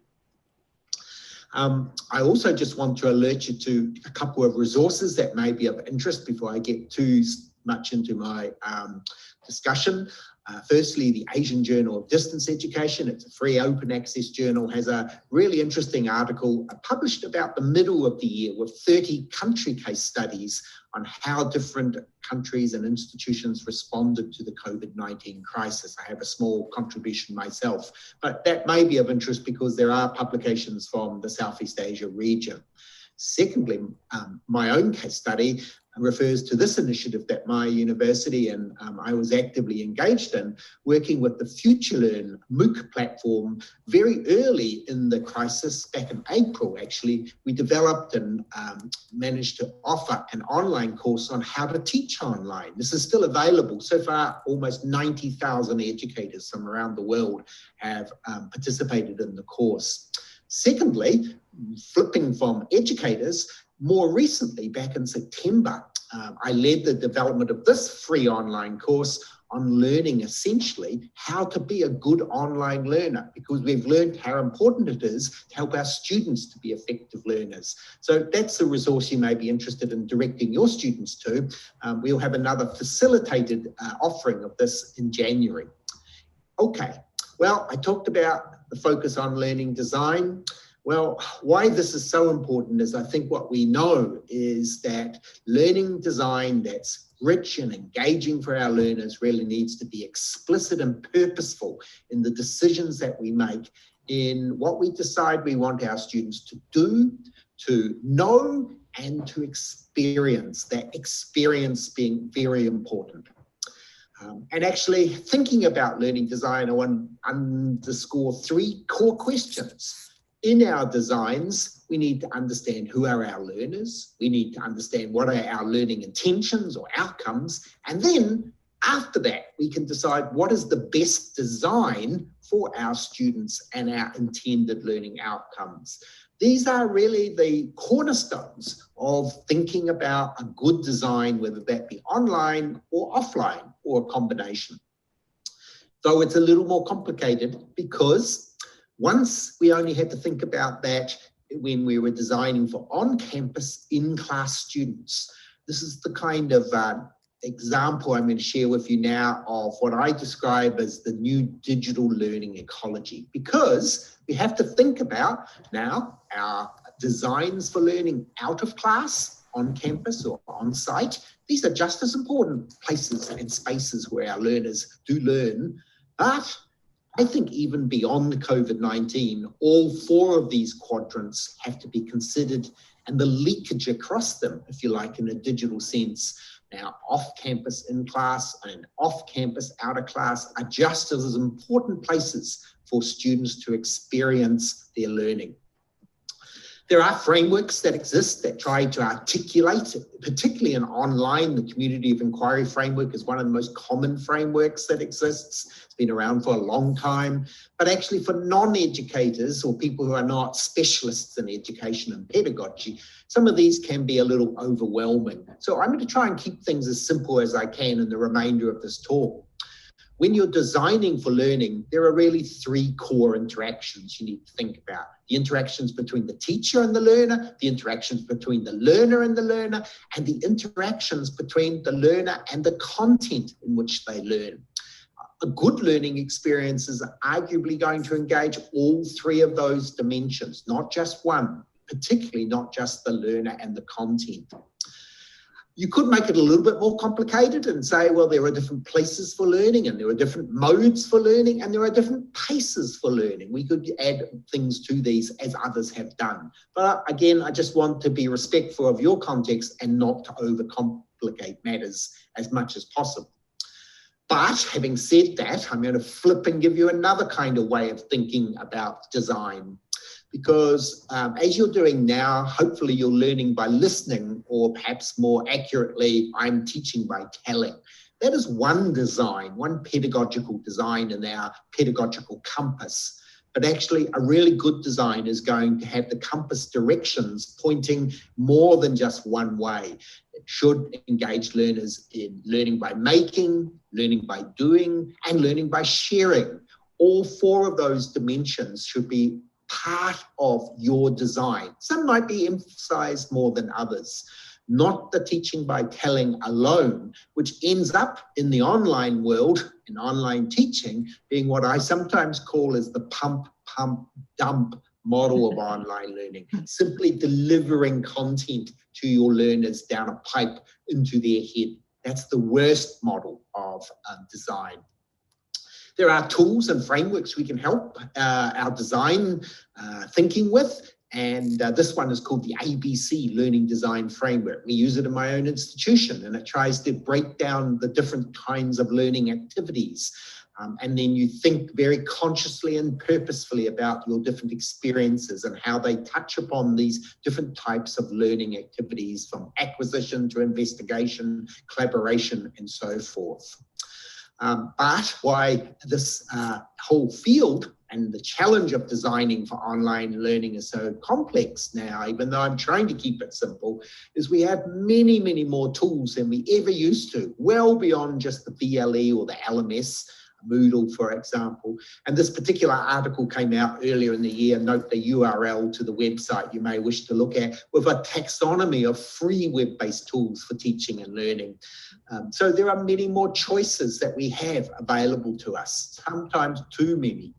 Actually, similarly, when it comes to the activities, there are lots of different activities that we can engage in. Sometimes it's just hard to come up with the ideas and be a bit creative. So this particular website has some very creative, innovative ideas for engaging learners. What you're seeing on the screen is just some of them, and you can see the link to the site that I invite you to have a look at. So you can be actually much more creative than perhaps most people are, especially those who adopt the content delivered approach. There are also frameworks for people in leadership roles, such as this embed framework for blended education. This is for institutional leaders to think about what kind of things they need to consider for designs at a whole of institutional or organizational level. But the embed framework also has a program level and a single course level. But actually the single most probably common framework throughout the world for answering the question, what does best practice look like in online delivery, is known as Quality Matters. It comes out of the United States, and it's a sort of rubric that you can use even to score your course. It is a little US-centric is the only thing I would say, but it's well worth knowing about as a checklist, as whether you're designing a course with all the components that perhaps you need. I want to finish, though, in the short time I've had here with 3 lessons, 3 takeaways, and it's just been so short. I want to hopefully talk with you a bit longer on another occasion, perhaps. First lesson is, I've talked about some of these frameworks, but you can't just take something off the shelf and expect it to work just because it looks good. You need to customize it, make it local, make it relevant, particularly for your particular field, which is quite specialist. So you can't think that there's a one-size-fits-all model that's out there for online education. The second point I want to make is, despite all the best designs and all the best resources and all the best tools, mindsets matter most. Yes, skill sets are important, but actually if you don't have the right creative and innovative mindsets with our educators, then you're just going to end up back with that old pump, dump model of online education. So really invest in the mindsets, which is what you're doing right now in this event, this professional development day, if you like.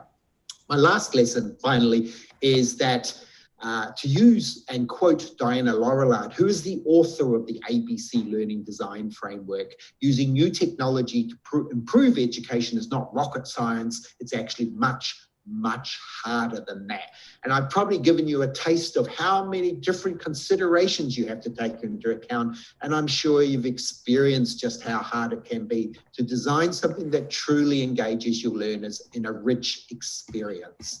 So I'll finish on that note, other than to share with you this resource that we have on online teaching in our National Institute for Digital Learning website. You can see again the URL there to go to. It's quite a rich resource, lots of things, probably too many things to explore. But if you do want to take some time and have a look at some of the ideas, I invite you to have a look at this site. So thank you very much. And I hope I've added something to your day, and I look forward to hearing questions and some comments. Thank you very much. Apologies for, I wouldn't normally do a pre-scripted recorded presentation like that. I think there may be a few minutes perhaps, but it was primarily because I was a bit concerned about the bandwidth and the time. I have links that I will post in the chat box to all of those sites that I talked about, but if there are any questions, I actually just haven't got the chat box open right now, but please feel free, and whatever time I have left, to put forward any questions or comments. Okay. Are there any questions coming up? Are all of the participants able to see the chat box, or are they watching on Facebook or live? Because I'm just putting some links up, so I'm not sure whether everyone can see those links. Okay. Everyone will receive the links. At the moment, if there's anything coming on Facebook, Alan will pass it on. Alan, are you seeing anything?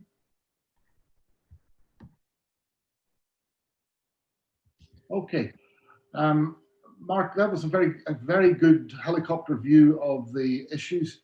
And in particular, I think we as a profession sometimes need some outside voices who are not so heavily invested in the detail to come in and give us some help with the broader principles.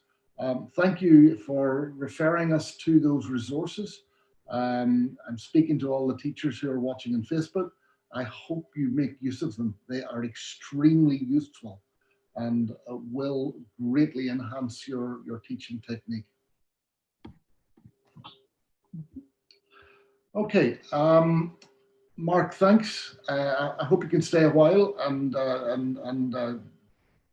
take a view of what we're doing. And now, Suchi, are you able to run Saroth's presentation? Yes, let me try first. Okay.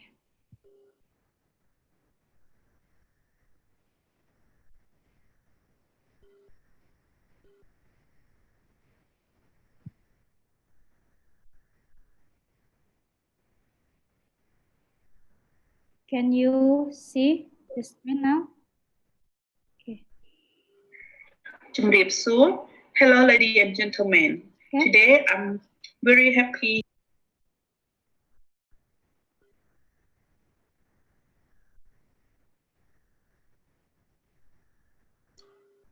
No sound. No sound.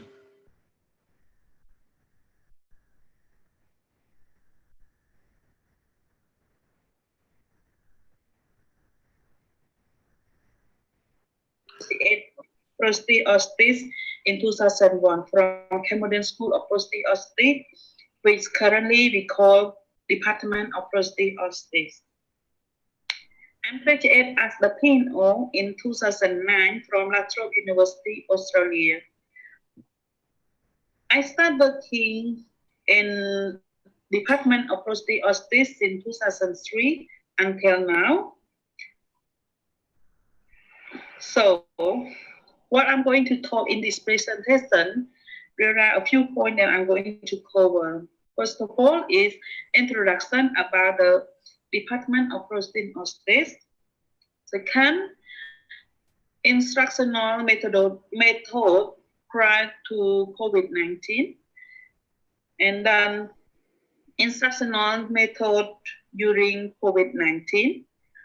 And the advantages of online course during COVID-19, and some challenge that we have met currently.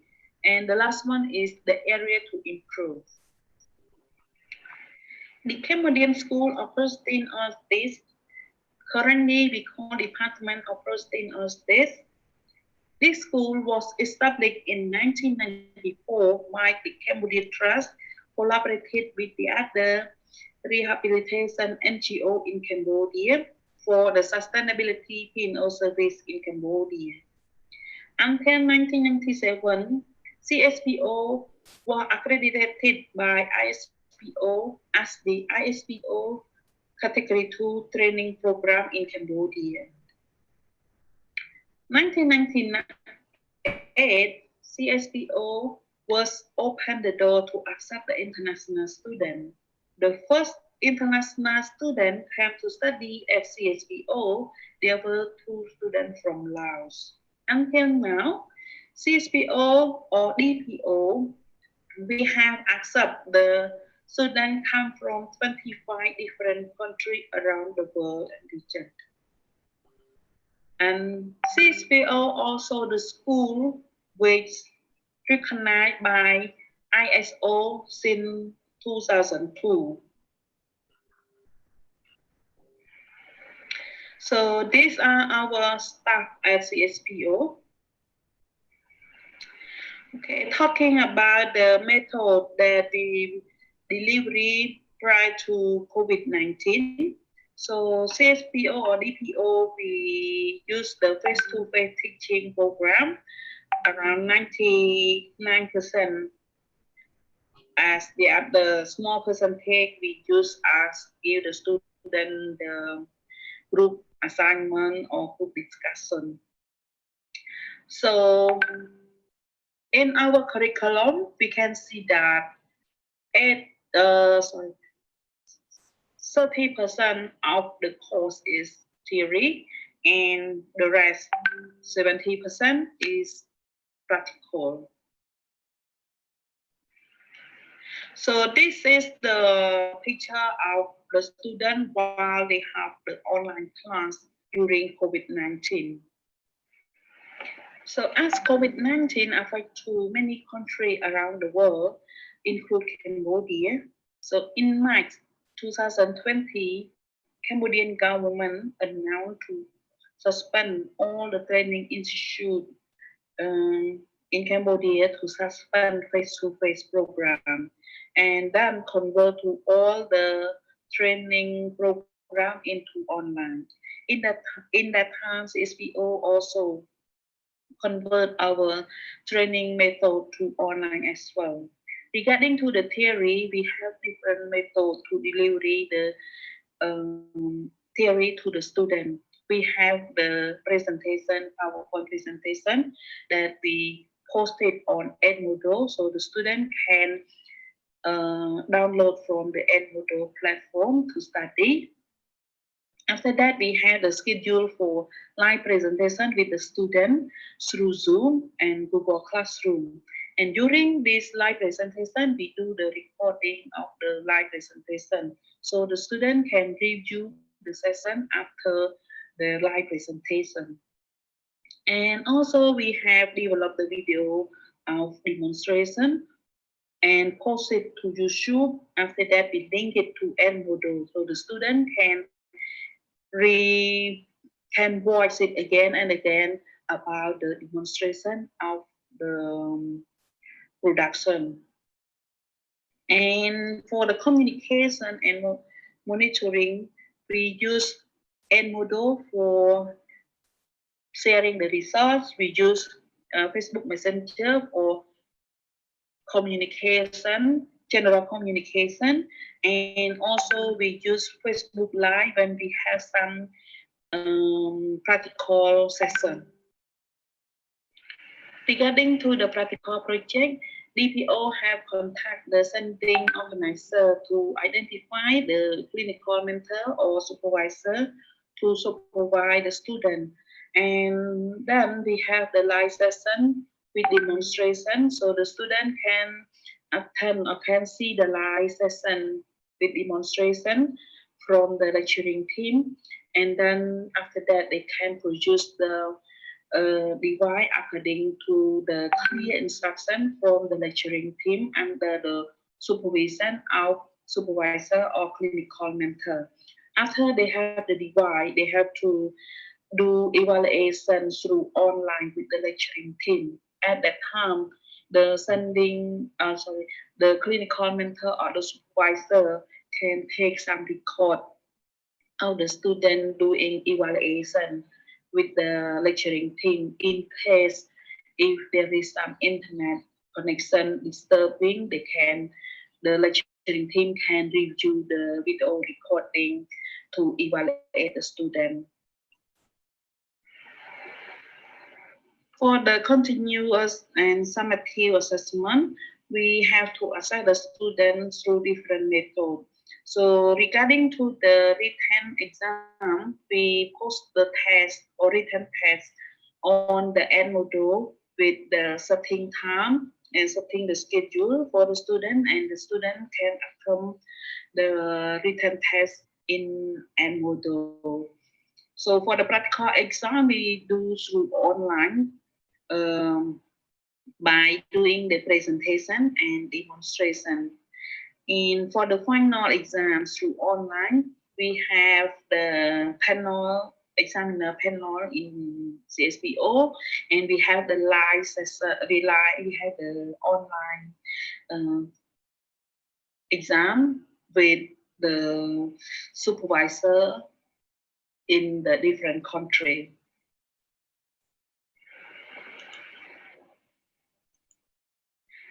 And another challenge is accessibility and adaptation for everyone. Timing and schedule is also another challenge because people stay in different regions.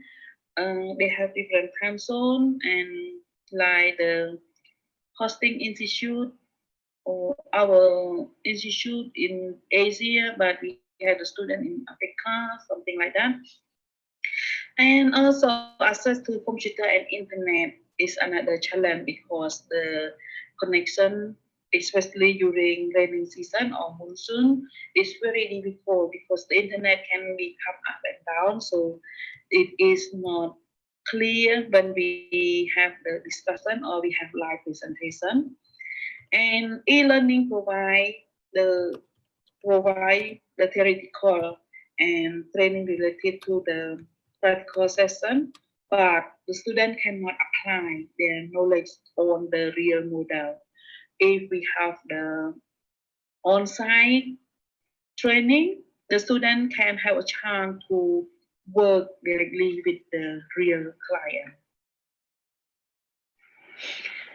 Well, because of online it is new system or new method that we deliver to the student. So we want to make sure there is some area that we can improve. So after 3 months, when we do the online class, we have done survey with the student. So this slide is just only one slide that I take from survey when we do in May compare with in August. So this slide is talking about, do you think that the study material such as video, audio file, PowerPoint slide can be effective learning resource for you online study?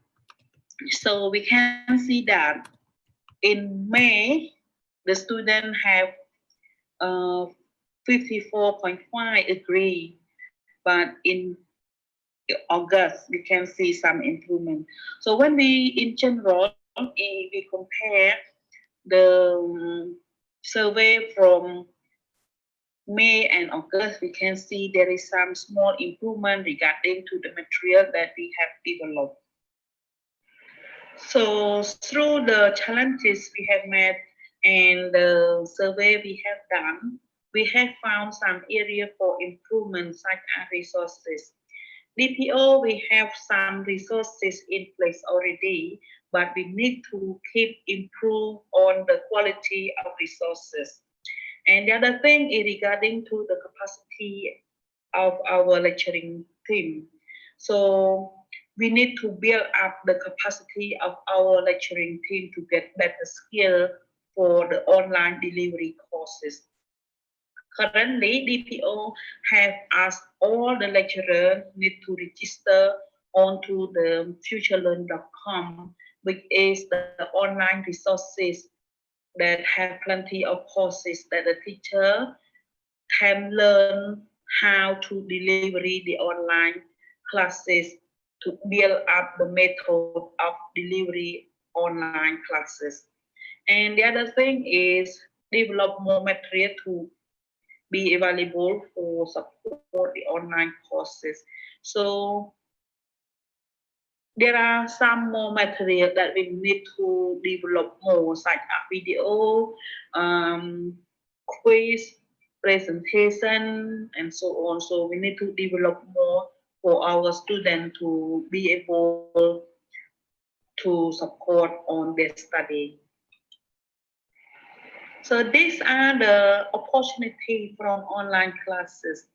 Through online classes, it provides low-cost model for education, as there is no costs for traveling and living expense on campus. And also the school can run 2 classes at the same time. Both classes can receive the material the same from school. And it promotes self-regulated learning that the student and teacher can manage their time for learning and teaching.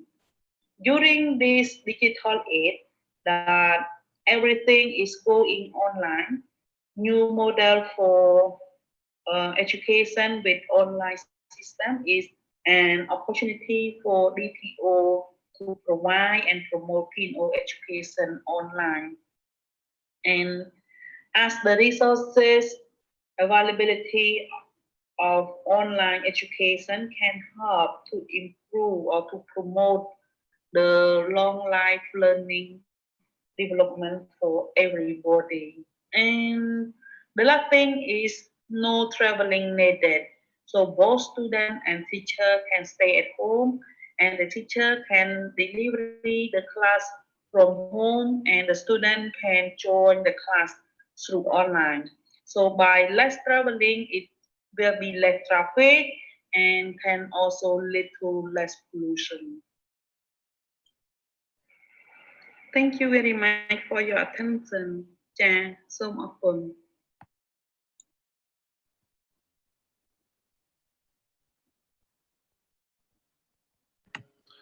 Thank you, Sarat. Any questions for Sarat at this time? Any observations?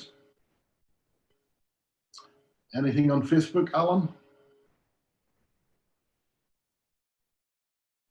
Okay, let's move swiftly on to the presentation from Suchi. our organizer at JSPO in Jakarta. Are you also going video or are you going live, Suchi?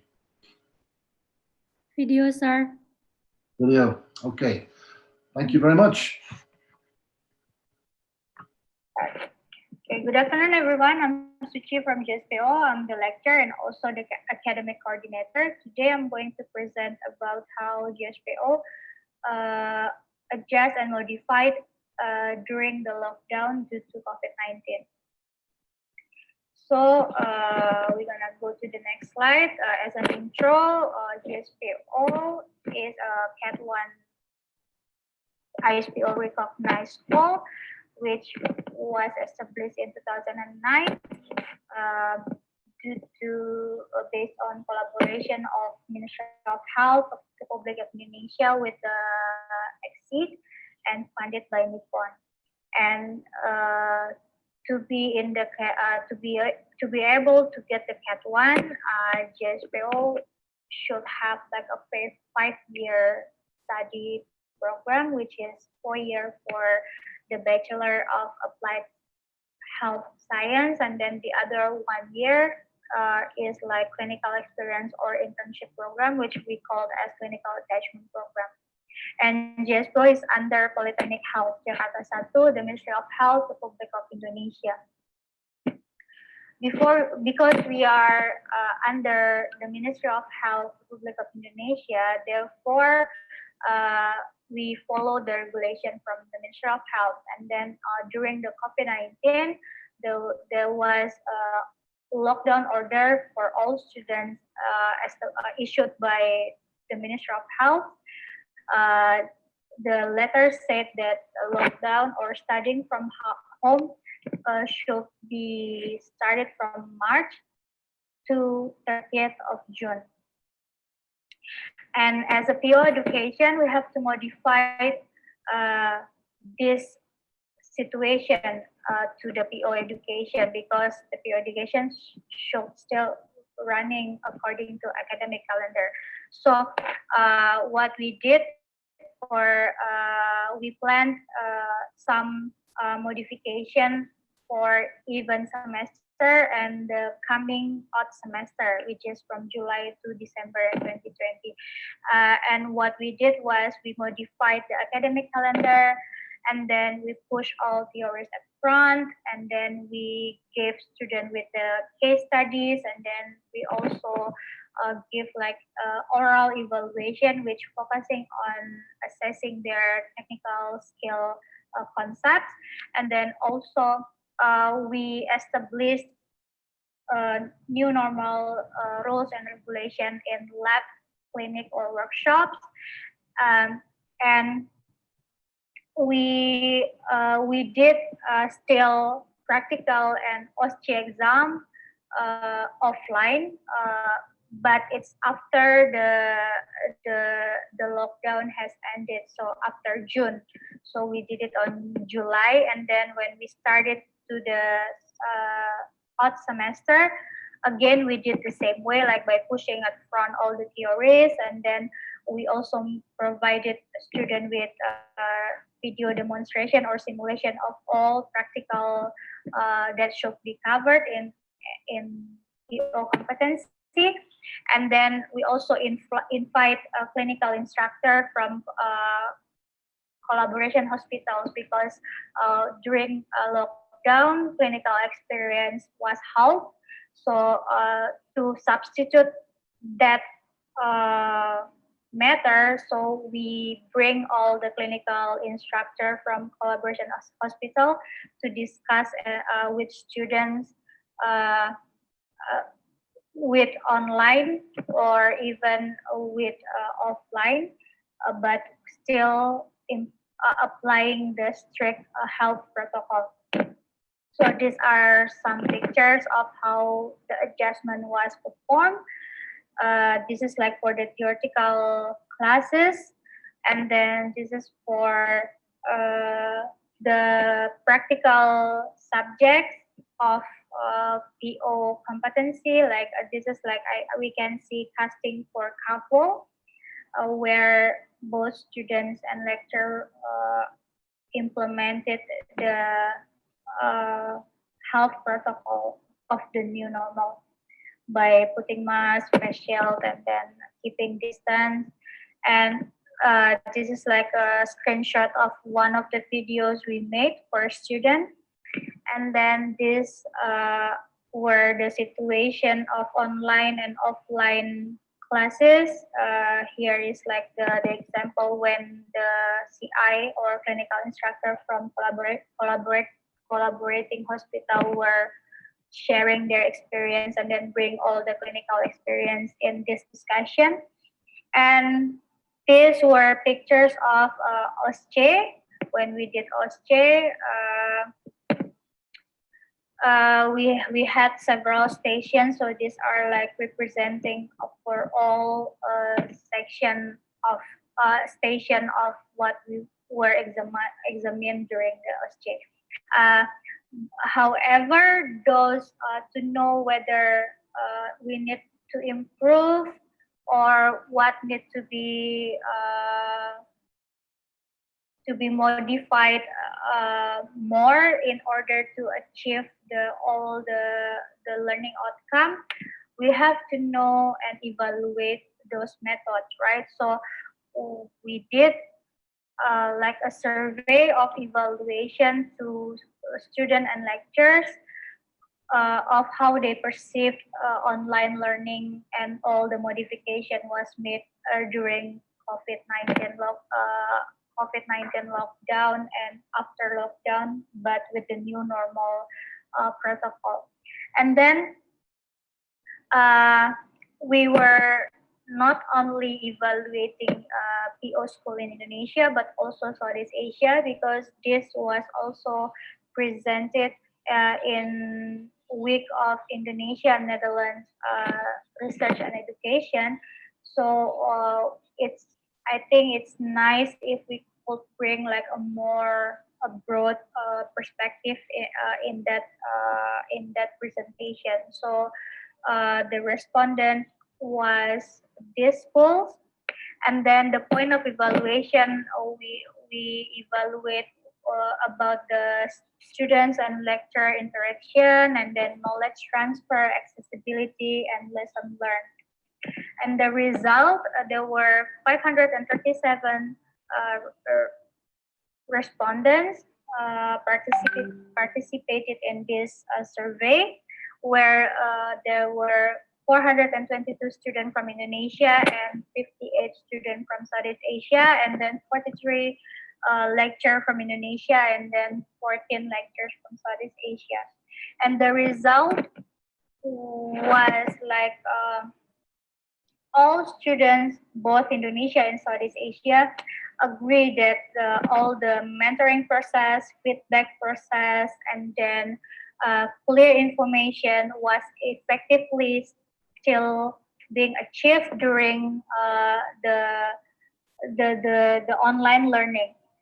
But interestingly, all lecturers from both Indonesia and Southeast Asia disagree with this statement. So maybe this we can discuss later on, maybe later, of why this could happen. And then for accessibility is about easy access to internet connection, and then to access theories and practical teaching and learning materials, and also sufficient facilities of online learning and support from the institution. And the result was all respondents, or both Asia and Indonesia, disagree about easy access to the internet connection, but they have no problem, they didn't take as like a huge problem of accessing teaching and learning material for both theories and practical. And also they felt that institution also sufficiently support and have enough facilities to perform online learning. And then for the knowledge transfer, this is like really interesting, because Indonesia and Southeast Asia have a different result here, like both students and lecturers in Indonesia felt or perceived that theories learning outcome was not effectively being achieved, while for Southeast Asia, both students and lecturers felt it was effectively being achieved. So maybe Indonesia could learn from Southeast Asia, and then maybe later after this presentation we can discuss of what we could learn from Southeast Asia. But all respondents agree that practical and then clinical skills and also PO practical competency were compromised during online learning. This is maybe kind of interesting because in previous slide about the easy access to the teaching material, they felt that both practical and theories, they have no problem with accessing the teaching material, but maybe in PNO, because hands-on and bedside teaching is really important in practical, so to have easy access to just the material of the teaching and learning is not enough for both lecturer and students. And then for the lesson learned, we also could learn like of what could be the advantages and what could be the challenge or disadvantages felt by students or by the lecturers during online learning. And then for students, they felt that ability to study from home and then could learn with their own pace and the ability to record the class meeting is to be the top 3 of advantages that they felt during online learning.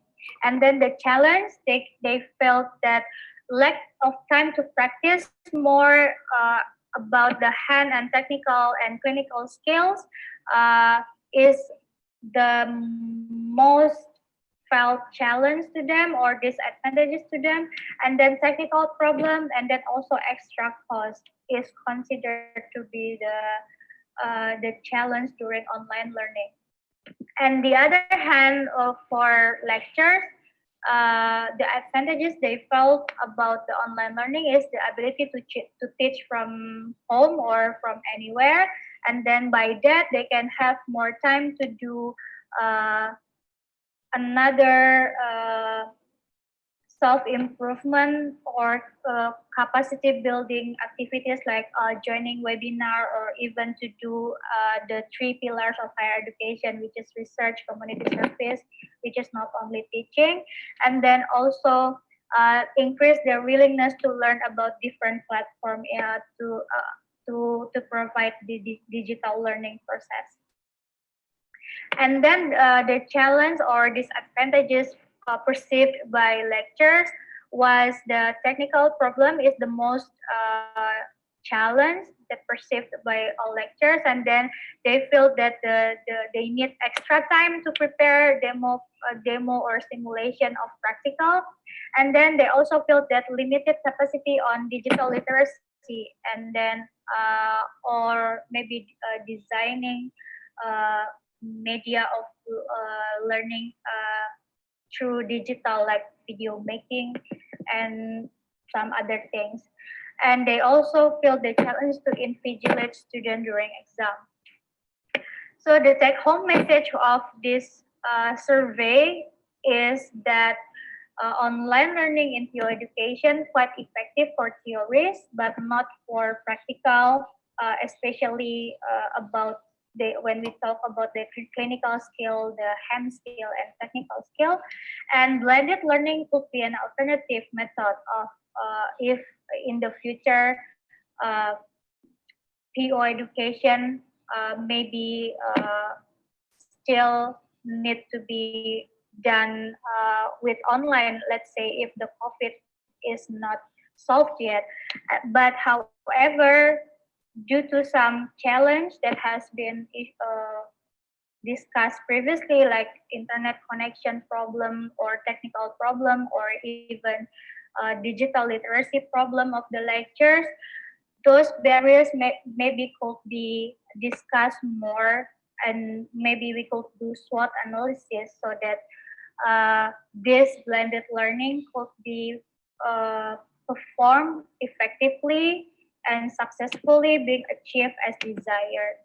So I think that's all of the presentation from GSPO. Thank you.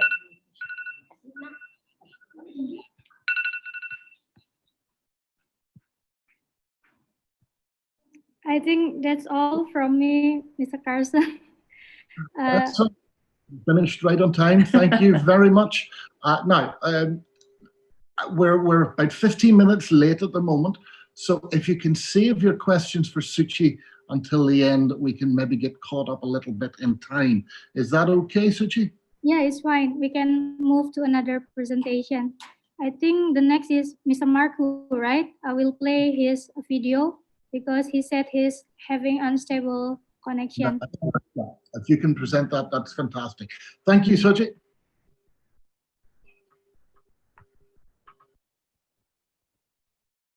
I'm Mark Kuripatti, lecturer mentor at the Department of Prosthetics and Orthotics at the University of Medical Technology, Yangon. I came to Myanmar late 2019, and before that I have been working in Southeast Asia since 2004 in exit-assisted piano schools in Cambodia, Indonesia, and Sri Lanka. We use same educational system in all schools, and it has made moving around easy and applicate best practices.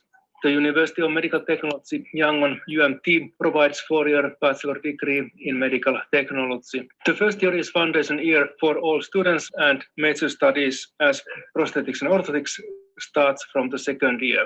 Other major studies are medical laboratory, medical imaging, physiotherapy, health information, radiotherapy, and medical engineering.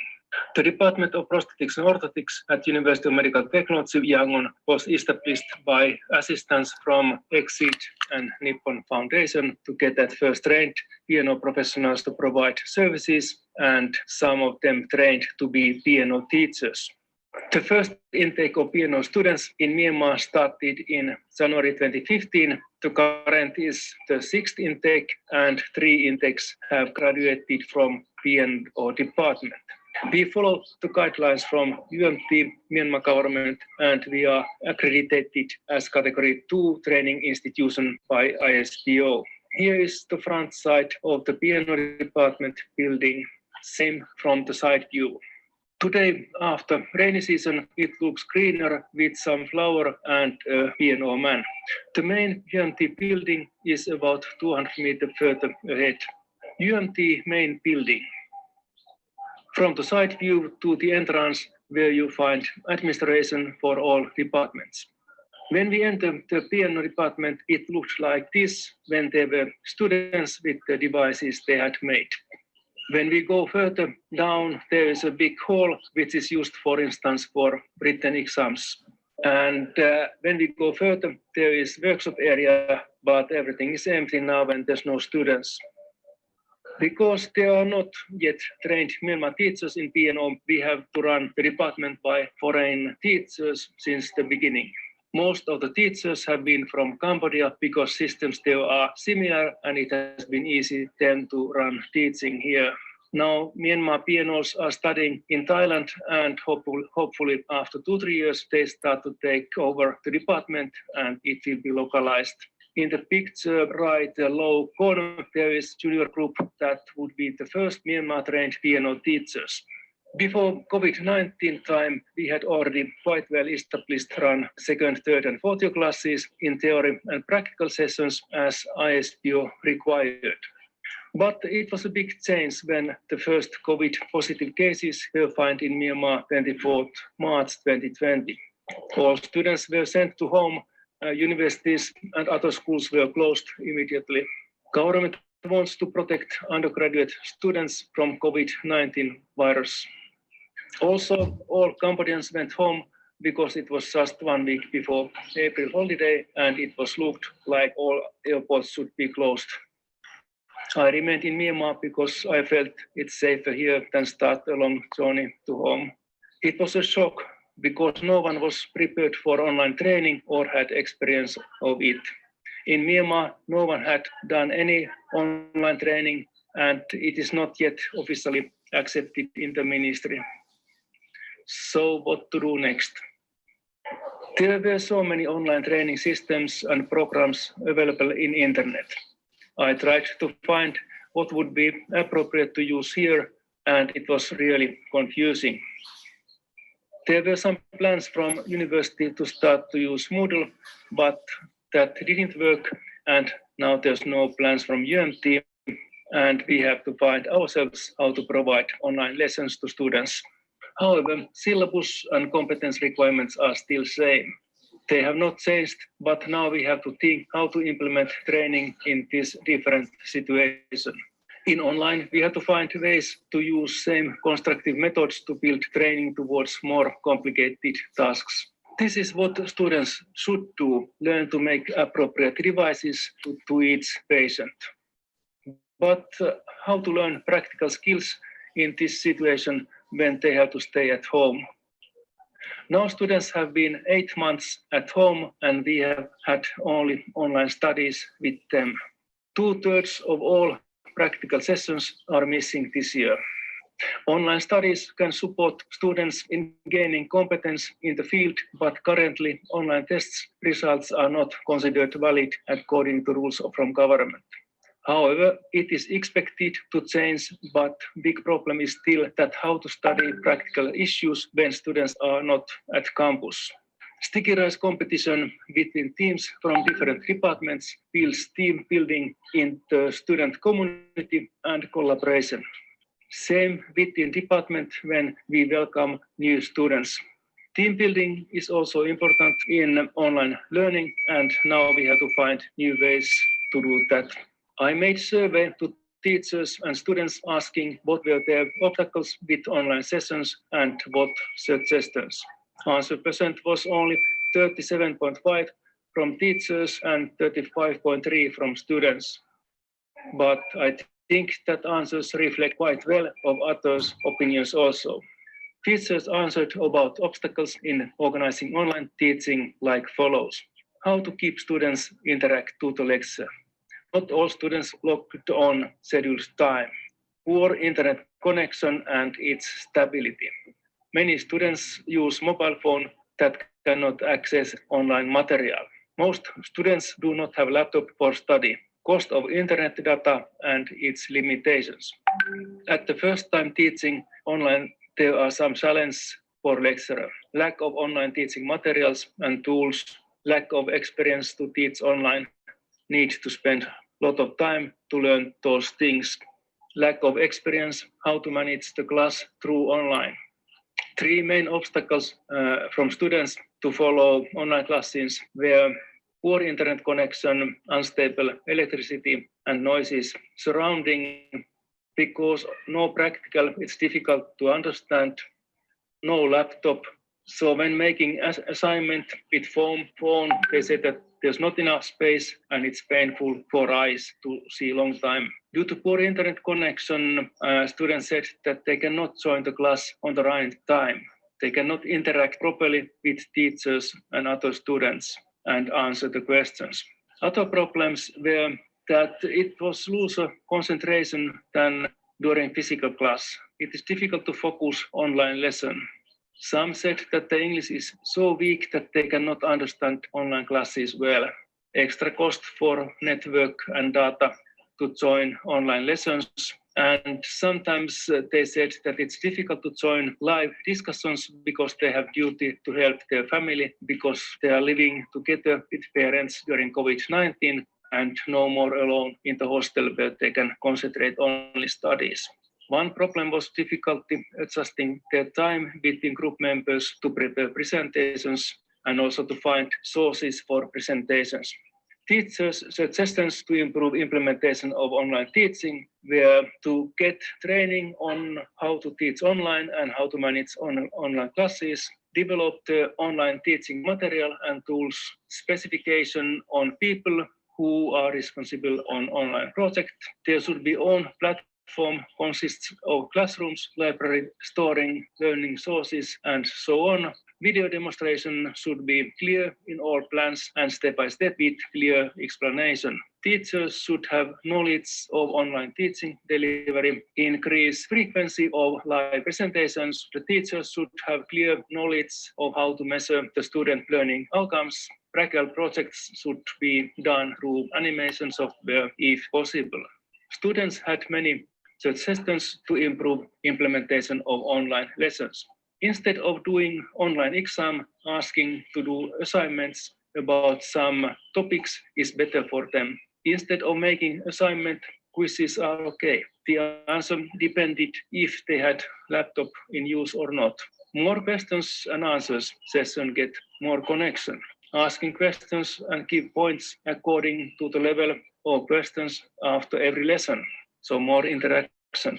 One suggested to use Kahoot. It can be fun and everyone will be interested in learning compared to simple discussion. One suggested more group and individual projects. Have some break days and learn other skills like video editing or something and learn new methods and then make video presentations. Many said that exams gave pressure this difficult time and suggested that they should get rest now from studies. They're stressed about COVID situation and they have to help their family also this time, and then they could start fresh again next year. Some students already expected that they have to study this year second semester again next year.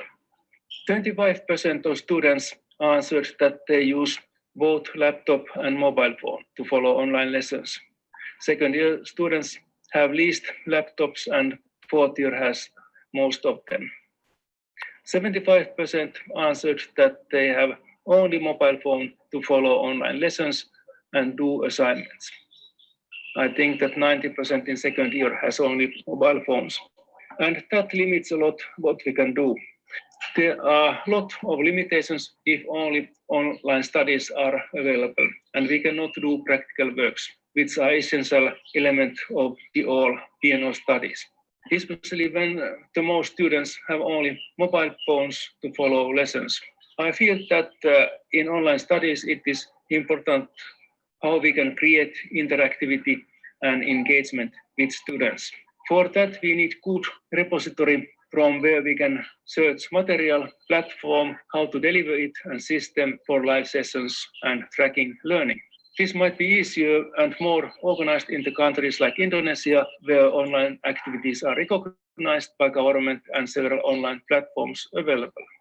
But what to do in the country like here, where online teaching is just starting and not yet officially recognized? Should we have, in meantime, P&O platform for this? Thank you for your attention.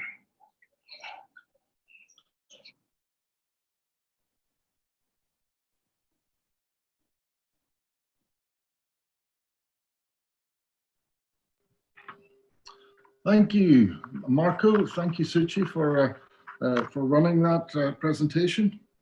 I think next is Delani. I believe I'm just catching up here. Yep. Delani is next. Yes. Delani, will you speak live or are we going with a pre-recorded? I'll do live. Okay.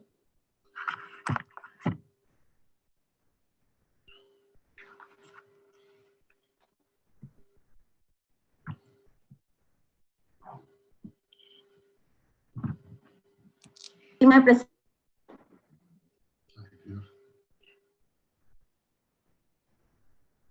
Can you see my presentation? We can hear you. Okay. We can. Everything is good. Okay. Carry on. It's great to see the building again. So I'm Delani. I'm from Sri Lanka School of Prosthetics and Orthotics. My current position is the lecturer at SSPO, and here I'm going to present how we start and how we progress ahead. So this is the background. SLSU was closed due to pandemic.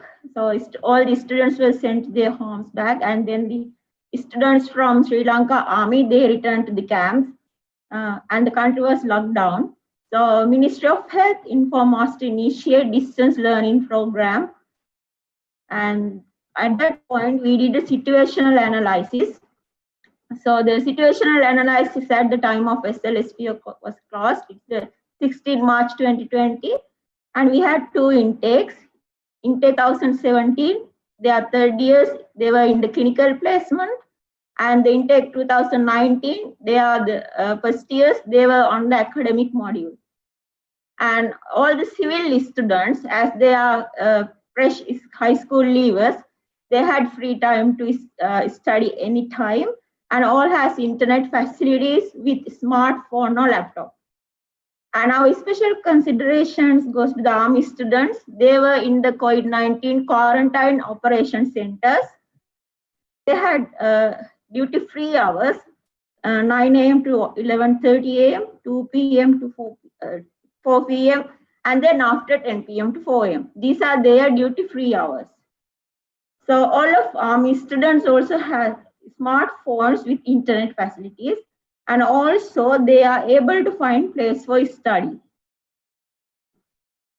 So these are the actions that we have taken as immediate goal. We wanted to establish the communication between lecturers and students.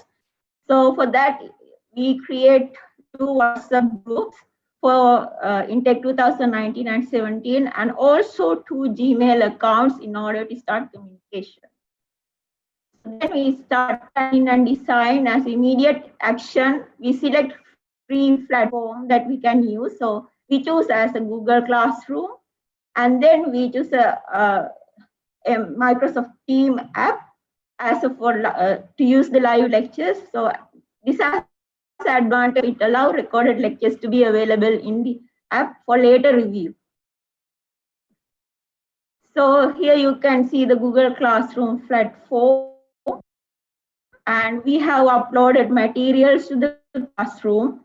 So we uploaded presentations as well as the video presentations. We use YouTube videos also. And here's the educational video materials that uploaded for the pathology. And here you can see synchronous the interactions. So live lectures with the Microsoft Teams.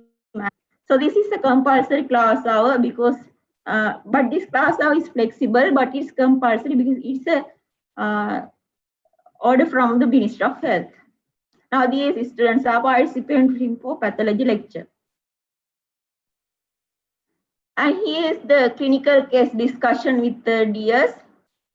So the good thing is all students engage with this for the clinical discussions. And then we were thinking about how to evaluate the lessons learning outcomes. So what we did the self-evaluation test as well as the assignments. So each and every, at the end of each and every lesson, we post 10 MCQs, online MCQ, 10 MCQ questions. So they can answer, the students can answer. After they submit the answers, then they will get automatically their marks, as well as if somebody answered wrong, then they will get the explanation for the right answer. So here you can see for one test, the average and the median and the highest mark. And also these scores are released. Now you can see for each and every student, the scores released. One student got 100 and another one is 70, like that. And then we did the midterm module evaluation. We assessed 4 areas with this online module evaluation.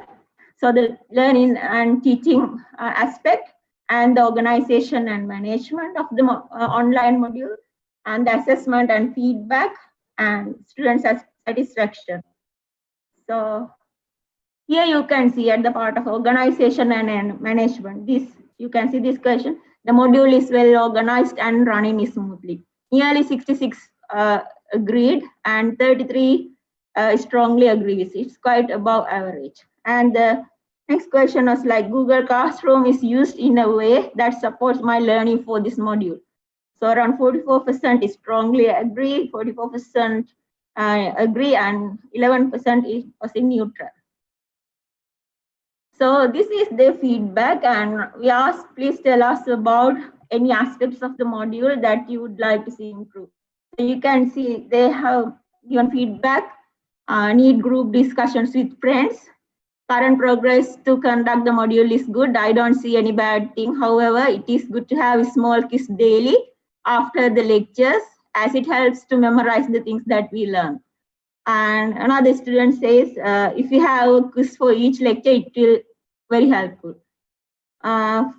If the further practical part, casting rectification also, if you can teach using video, I think it's more effective. And another student say that that way is very good, but we cannot see real patients. Therefore, it's good to use more video on practical side. So, and then we did modification based on the students' feedback. So we introduced peer group discussions via the Microsoft Teams, an introduction of the discussion boards, and also we offer the virtual office hours 8 to 4 p.m. on weekdays, so they can contact lecturers anytime. So the lecturers will be available. They can use WhatsApp for chat even. So we try to engage them as much as in the learning experience. So then currently we are doing the modification to the A4 module, and we run as a pilot study. So what we did, we simplify the intended learning outcomes for each lesson and design formative assessment tasks focusing on the sub-intended learning outcomes. For example, A4 chapter 5 prescription criteria. So we had lecture and discussion live, the online live, and then we gave the written cases and allow for preparing time for 3 days. And then students did case presentation lively, PowerPoint for 15 minutes, and then followed by Q&A, question and answers from lecturers and the peers. So then we had discussion and deliver the feedback to the students. The good thing I observe with this is, so the students who were in the classroom who did not talk, they start to talk during these sessions. That's the good thing. I think they feel much more confident about this, the online these sessions. And another example is A4 chapter 7 casting procedure. So sub-IL was gained to able to draw anatomical landmarks for A4. We had then the lecture and discussion on live. Then assessment task was I have given them draw landmarks of a family member. Take a photo, videos, and email or upload to the platform. And then evaluate and feedback to the students. So here you can see intake 2019 index number 1901. The student has drawn. Actually, they took the anterior view, medial, lateral, posterior view, and they uploaded it. So then I can evaluate these. So I can evaluate and then I give feedback for them. And yeah, the next picture shows is the tracing for conventional A4. So I feel like at least then they can have some form of practical skill before they come to the school. So in reflection of what we had advantages of the online learning is the flexible access they had. They could study in everywhere, anytime, any place. And especially, I was able to measure the student performance with the mini online test, which helps to identify students' progress and also the problems with their learning. And also it improved the IT skills. The other thing is the pre-uploaded study materials. It prepares students for upcoming lectures. So they were asking questions. I saw that better engagement for the lecture. And the problems that we had, so the lack of video materials specific to teaching purpose, especially casting, rectification. We don't have like stored e-material for that, and the lack of electronic piano specific reading materials because students were asking whether they can access some specific e-papers or e-materials, books like that, journals. So we did not have at this moment this e-material or e-library storage.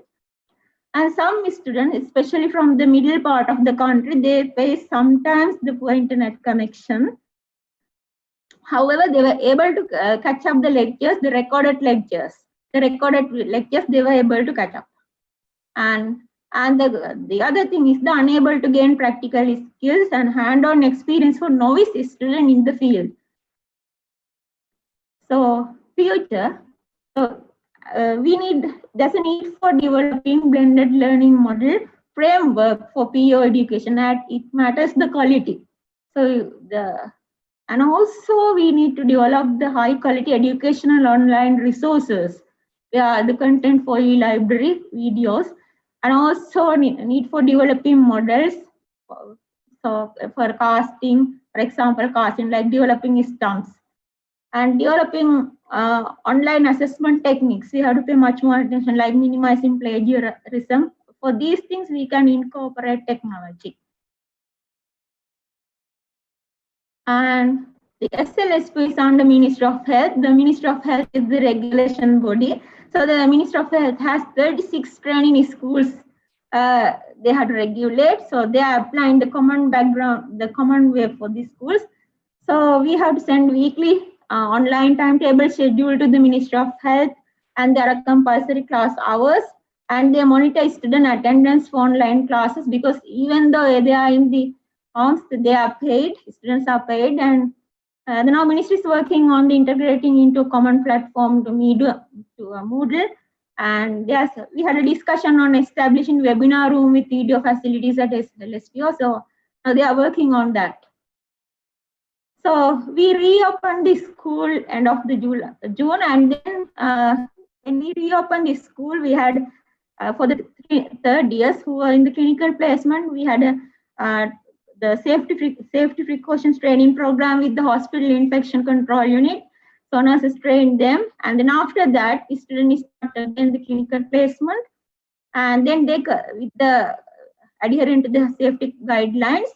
But with this, before second time lockdown in the 22nd October, we were able to complete the clinical placement, and actually 23rd we supposed to have the first prosthetic theory exam, but we couldn't conduct it. So that's how we progress at SLSPO. Thank you. Very well done, Delaney. Thank you. Excellent presentation, great overview. We're catching up on our time. We have a presentation now from ISPO, from the chair of the Education Committee. And before we go into this, I want everybody to have a pen, a piece of paper, and because I'm also a member of the Education Committee. I want to take back to the Education Committee through myself. I also see Dr. Nissarat is still here and listening. We want to take back feedback about COVID response and accreditation and the flexibility and maintaining standards to ISPO. So this is an important presentation because this is our chance to speak back to the regulatory authorities outside of our country. So bearing in mind what you've heard already and what you hear now from Helen Cochran, the chair of the Education Committee, please be ready with comments. Suchi, can you start running Helen's presentation? Thank you.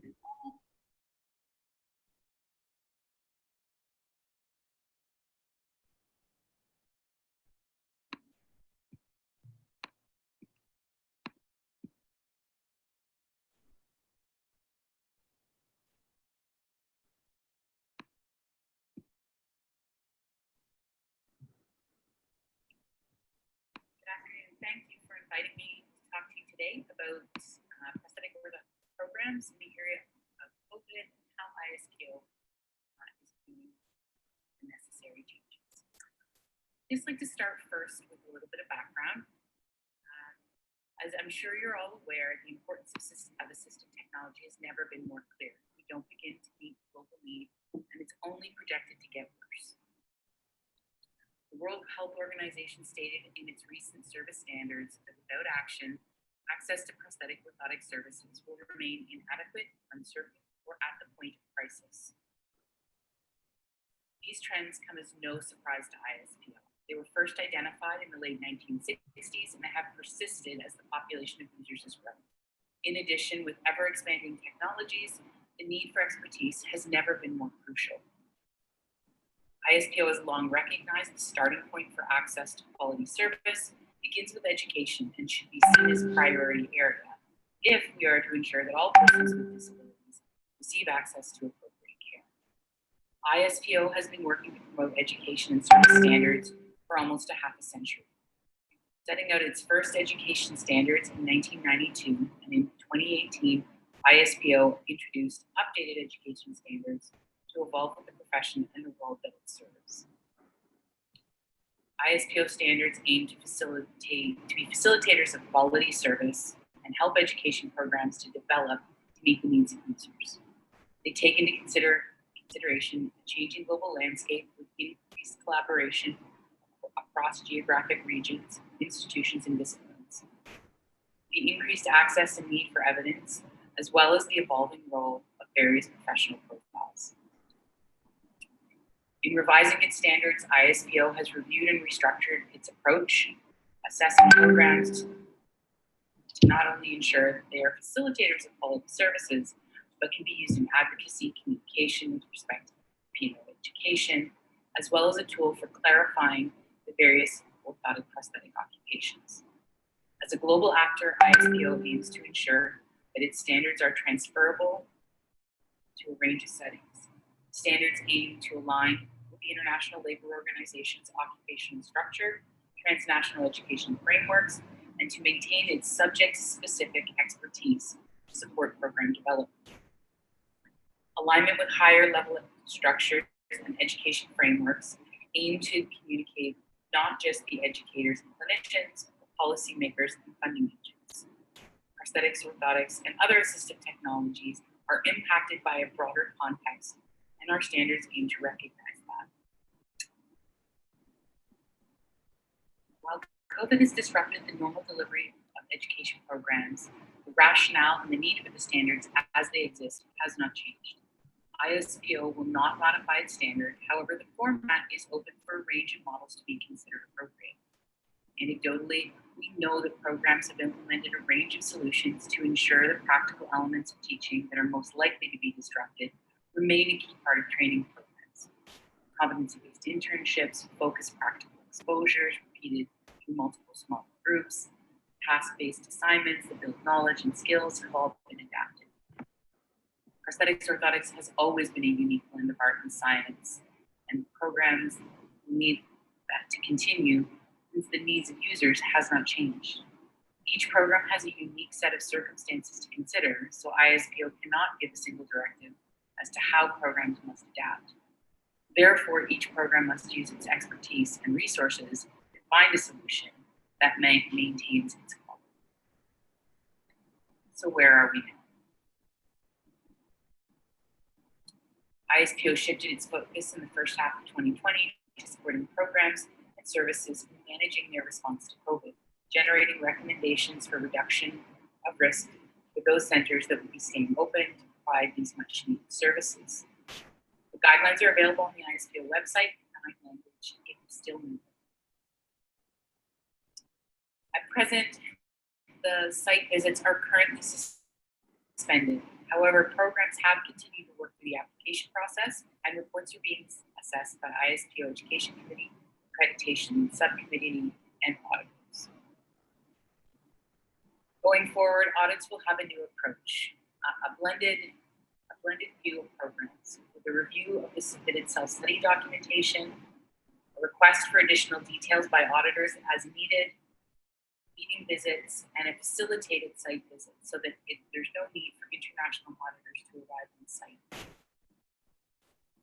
While COVID has slowed the implementation plan, we are still progressing. In 2021, ISPO will be restarting program assessments using a blended model, but with a cautious approach to ensure that we can stand behind the quality of programs we accredit.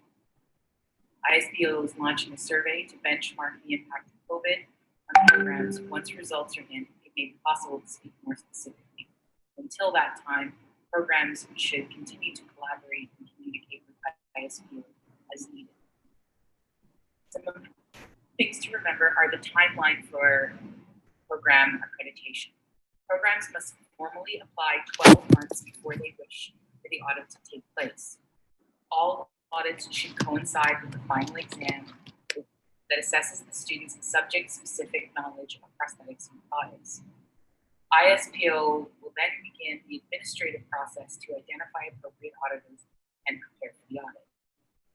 At 6 months before the audit, the program should have submitted its completed self-study. At this time, the auditors will begin to review the document and will provide any requests for additional information to the program so that they can begin planning for the audit. This includes requesting meetings that will be held virtually and determining if there is a need to complete a site inspection or observe the exam protocol. If deemed necessary, a local site facilitator will be engaged to attend on site and support the on-site elements the auditors wish to see.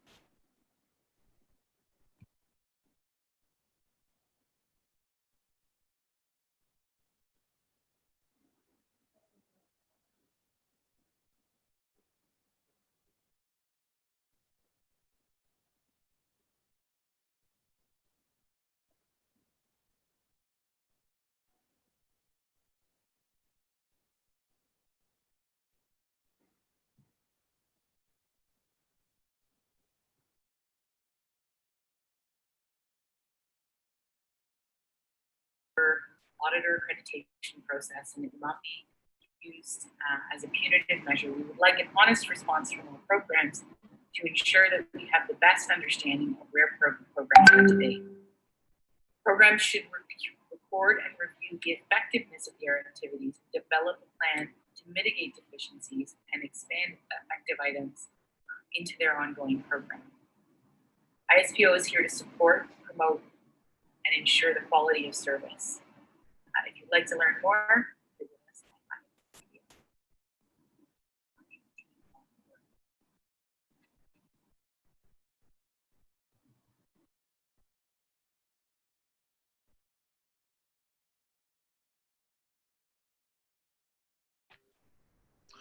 ISPO. Okay, that brings us to the end of the formal presentations, and I'd like to thank you all for your participation, for the time you spent making your presentations, and for giving up your weekend or starting early in the morning or starting late at night to put this together. I would like to generate at the end of this meeting some sort of publishable paper where we can write a report of the session and the outcomes of the session. Therefore, I think it's important that we all take part in this, and if I can receive some volunteers to help with the collation of information, pulling together of key lessons, and drawing maybe a final document from this, it would be very helpful. So who is anyone willing to work on this before I pick somebody and just choose them? Would that be worthwhile? Any comments? No comments. We'll have to just pick some people to help with this. The comments from ISPO, I think the first comment we have to look at is ISPO will not change the training standard because of COVID. Is that fair? Is that reasonable? What's your opinion? Let's start around the table with May. What do you think? Yes. Can you hear me? Yes. Yes. So I agree that ISPO would not adjust the learning education standard. I think there's so many ways to modify our teaching. Yes. So what we need is just like to learn how to solve or how to modify our teaching. Yes. So I think it would be useful to conduct this kind of meeting to share the experience among the piano school all around the world, or in other way that we can learn from others. Okay, so 2 lessons to take from that. Thank you, May. One, the SSPO standards should remain, and we need to be flexible in how we apply them. And 2, you would like to see more sharing from piano schools around the world, a bigger meeting than this. And this has this been worthwhile for you this morning?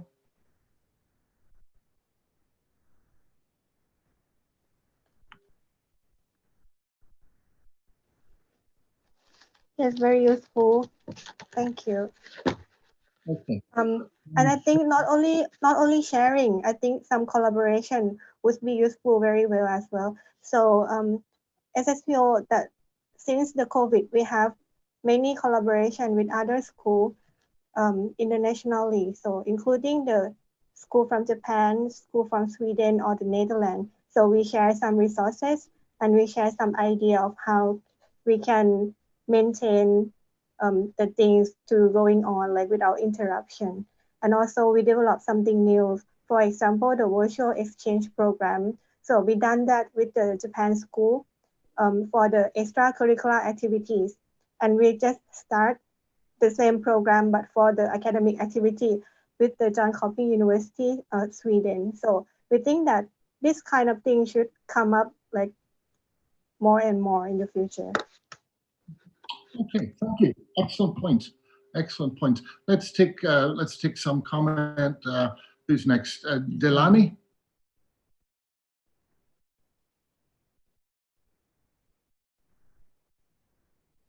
You're still muted, Delani.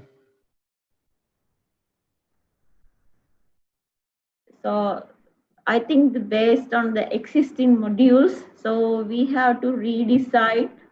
So which I was doing with the A4 module, the redesign this into the intended learning outcomes to ways of assessment. And also the important thing is we need to have a collaboration with the other schools, especially sharing the educational materials. Good yeah. point. Good points. Those will be fed in together very well. Ms. Suchi, you organized this meeting, I think, because you wanted further collaboration. What are your comments? Yeah, thank you, sir. Can you hear my voice clearly? Yeah. Okay. So like I've seen like many presentations, and like I gathered so much information that what we didn't do, but the other school did, and they find it effective, so that we can learn from each other. But I think from now on, like the next step that we need is like maybe to have like collaboration first, like in how to take this PO education in the future, like sharing materials, like as my presentation, the survey, like all lectures felt that need sometimes to prepare like video making and everything. So like if we can have like something that can be shared, so like maybe the work load is going to be reduced, right? And then also like the SWOT analysis, like since like a lot of barrier, like not only internet problem, but also the gadgets, like students feel that they have like error of their gadget, like the mobile phone, it's become overheated because like it's been on from morning to the afternoon and then on again up to the evening. So it's like I think that's all that need to be to our concern. Like as I saw from SSPO, it's like kind of like very sophisticated, right? For the exam, like they have like a camera built in, like 2 camera for exam, which is like it's not going to happen for us in Indonesia because we are under government, and then like support of those kind of things like take a long bureaucracy. So maybe things that are being shared could be applied by some schools, but not maybe to the other schools. Maybe we can find together like the midway that can be applied for everyone so that it can be successful in the future. So I think maybe to be discussed more, like I don't think it's enough to be discussed here. Like in this short period of time. I think that's all for me. Thank you. So you would see this as an opening meeting for further collaboration. Audrey? Suchi, do you think, you brought up a really interesting point just now about the many permissions you would have to get to be able to use cameras, etc., etc. Back at the beginning of, before JSPO, we went to the government in Indonesia and described to them the model of SSPO as it was then, now DPO. And we used that as our example. We said, this is an example of best practice that we can share with you. Suchi, do you think if we came to the ministry, for example, and said, here is a model that we want to recommend, this is working in other countries and we recommend this, is that a technique or a method that would help you in your approach to the ministry or to the education or to universities? Yeah, I think because like in our government, like maybe like to use the camera, like they can allow it, but maybe to have the camera, the instrument itself, like because we need to buy it, right? Like, and then like to propose for the budget, like it's like a long bureaucracy process, and then they also need like they said as a justification, like data of justification why this needed. So I think like when you said that that maybe you could come like because gathering information that this was found to be effective in the other school. So I think it's like a good justification already as a start. Yeah. Okay. Yeah. Super. Marco, any comments from you? Is your bandwidth good enough for a comment? Yes, it is a good seminar, but today we had very bad connection and I had many electrical cuts, so that there was no power for a long time. So I don't know why it was today like that, but a very useful seminar and many good points. Okay, thank you, Marco. Sorry about your power cut. I'm sure it's very hot where you are. Let me ask another question. If we have been analyzing, we've been looking at 2020 objectives, learning objectives, and we've been mapping 2020, what have we achieved? And of course, there is a gap between what we wanted to achieve and what we have achieved. What is the attitude of each of your universities or colleges about the gap? Do you think they will pressurize you later to just ignore the gap, we graduate them anyway? Or do you think they will extend the university year? Or maybe the students have to repeat the whole year? What do you think will happen? Who wants to go first? May, again. Yes, I'm not sure if I understand the question correctly, but I think we have to evaluate how much we compromise to the student and how much we can do it for the student. So in this issue, I think we have to consult with others. In our case, we consult to the faculties, and then we evaluate that the compromise that the student will lose some practical skills is acceptable to us. So what we do is that we allow them to graduate, but we provide them the support after the graduation. We believe that what the student have learned throughout the almost 4 years of the program, so is enough for them to work competently as a P&O personnel, but some students may need more support. So we open the new communication channel for the new graduates for them to request any support they may need after graduation. And also we make the training program available for them to come back to the school and request for the further training. So I think this kind of continuous support after graduation would be useful for them. Okay, I think those are very good points indeed. Excellent points that can be brought forward. I'm guessing if there's some question from ISPO about the core competencies, those post-graduation experiences would probably have to be well documented and would probably have to involve mentors and supervision. Perhaps maybe not wise to turn them out without supervision and without checking for a few months. But I think that's an excellent suggestion if we end up having to graduate classes early without the full range of experiences. Thank you for that. Delaney, what will happen in Sri Lanka after? In Sri Lanka, Ministry of Health already agreed to extend the course. So the period that we have closed the school, so the few months they will extend the course. Okay, great. Okay, right. And in Jakarta? Sorry, sir, I was lost in connection. Like, would you please repeat your question? What will happen to the course in Jakarta? Will you graduate on time, or will the course be extended so that you can make up for the lost skill transfer? Okay, so maybe this is like quite complicated for us, like because we are also have national regulation to follow.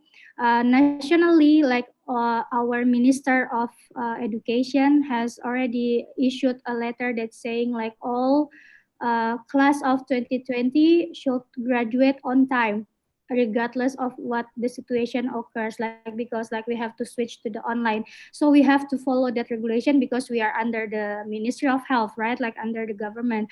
But fortunately for us, GSPO, like as you know already, like we have like recognized by 1 year, I mean Cat 1 ISPO, but we have to have extension of 1 year clinical experience. So they can graduate on time in the Polytechnic Health of Jakarta, which is under the ministry. But after that, they have to join the clinical attachment or clinical experience as an extension. So, but it's an optional because it's not like really regulated by the government. So it's like up to them to wanted to extend. If they don't want to extend, so they won't get the certificate of Cat 1. But if they do want, so they have to extend a 1 year for the clinical experience. So because like we have to adjust for both standard, national and international. So that's what happened. No, that sounds good. Thank you very much. I can speak for Myanmar at the moment that there's been no decision yet about how schools will handle the lost time, and that's for a general Ministry of Health, Department of Education. There has been no ruling as yet, so we wait to see. We're documenting very carefully what's being taught, and we're trying to identify very carefully what we haven't been able to teach, and then we can present evidence to the university and help them to make the decision sensibly. Sarot, has there been anything from the Department of P&O at NISA in Cambodia about the future? Sorry, I got lost for the first 10 minutes because the internet connection was lost. At the moment, there is no any update, but last 2 months, we have a meeting with the NISA, and they say that this year is going to be no any long holiday. So during the long holiday, they have to back up to make sure that the academic year will complete it. For the next year, we'll start the same as usual. So they will cancel the long holiday. Okay. Good. I'm very aware of time. We've got one external speaker left at the moment, that's Christian. And Chris, do you want to make any comments about what you've heard today?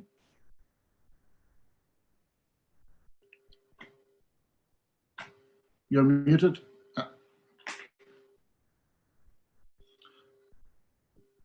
Chris, you're muted. Oh, I'm sorry. I'm talking to myself, you know, that is what I do all day. I do it all the time. It was probably really good.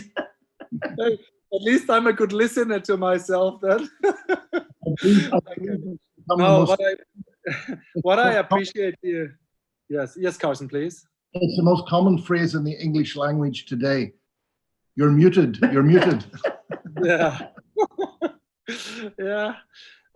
No, I really appreciate to learn about the diversity we have here. I mean, not only that we have different circumstances to address, but I can also see that even though not everybody was really prepared to make a shift in the education model, at the beginning of the day, we learned from SSPO, and I'm happy to see Dr. Nissarat here and May presenting, and also the Northwestern University presenting how, you know, how they apply blended learning and utilize it by standard as an educational model in parallel to other ways of education.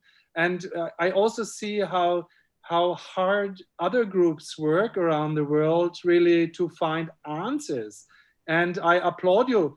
I would think that you really have those who were hit by surprise with this. And I figure that many of you have been and are forced now to find answers in such a rush. I think the solutions you presented today are extraordinary in my understanding. What you were able to bring together as solutions in such a short time with such an intensity is amazing. What I maybe as an resume for me, and I think the chat here and all of that goes in a similar direction. I would hope that we maybe can build an e-learning and blended learning for P&O group, working group, that we are not only in this nice event, and thanks for organizing this in the first place. I think this is a huge experience for all of us, but why not, considering that we are kind of, you know, do this on a more regular basis and really also see where our fields where we can supplement each other and fields where we can support each other. Because what we all want, I feel, is that what we want is that students around the world continue having access to education in prosthetics and orthotics. And if a pandemic like that is giving us such a constraint right now, and I don't think it will be totally on ease next year either. So why not, considering that we are really coming together and able to exchange on more details and also in a more concrete way,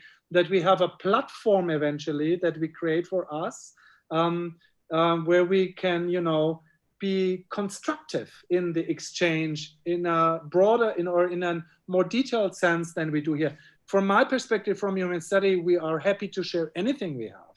And Carson, you know that we are off limits. We are not. What we want is to be open. What we want is to encourage access. We are not encouraging ownership. So it's quite the opposite. So and in a crisis like that, I think we all have the obligation, also the moral obligation, to open up and to you know, to exchange more than we did in the past, probably. And here, especially with the focus on blended learning. So that may be my reflection for today. Okay, thank you. Thank you. Chris has been very generous with sharing material, and I hope you've all been able to access it and use it. It is excellent material. There's some material that we were able to source from the University of Washington in Seattle, which the links were given to the schools. But what I would like to see now is material that was filmed in Sri Lanka is maybe now being used in Thailand, or stuff that has been filmed in Cambodia is able to be used in Indonesia, etc., and maybe further afield. So I've heard two calls about expanding this group into something more substantial. I've heard enthusiasm about sharing resources and materials. One question for everybody. Do you see yourself going back completely to the old normal?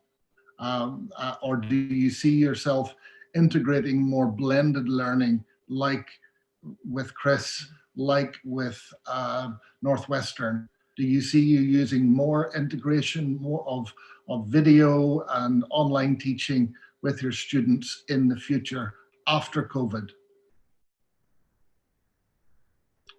Miss May, you can start again. I always pick on you from the beginning. Yes, I would answer, and Dr. Nisarat may help adding some information. So, to my point of view, I think there's a lot of opportunities of online teaching that students can learn.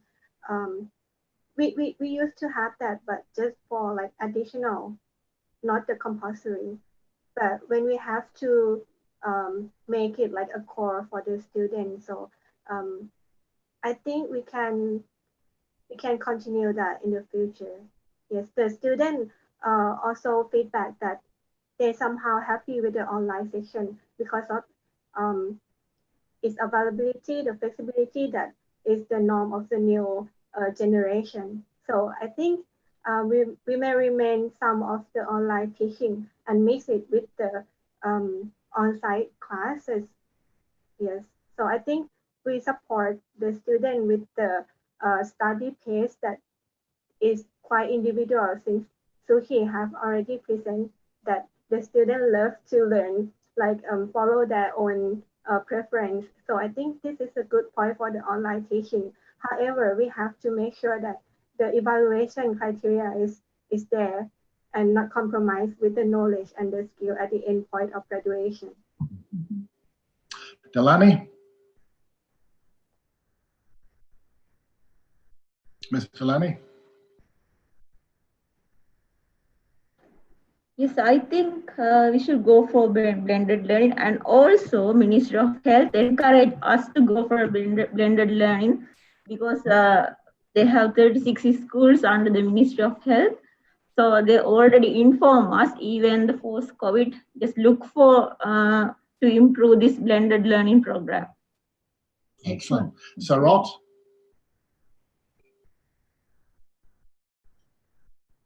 Yes, I think that blended learning, can you hear me? Yeah. Yeah, I think the blended learning should be continue even after the COVID, because even the student inside the campus, we can like, how to say, include days together as well. So they can have some document in advance, and then we can communicate anytime with online. So we can have both combine on-site and online together. Okay. From Marco? Yes, of course, we continue this forward, but it's a bit facilities in this country that what we can do. Yeah, there's no way to come back. With challenges, yes. With challenges, always with challenges. Dr. Nisarat, you're one of the most experienced educators in this group. What do you think about the lessons we've learned this morning? Yeah, I think this crisis made students more competent in lifelong learning, because previously most of our class might be like a passive learning. They come to class and listen and sleep and something like that.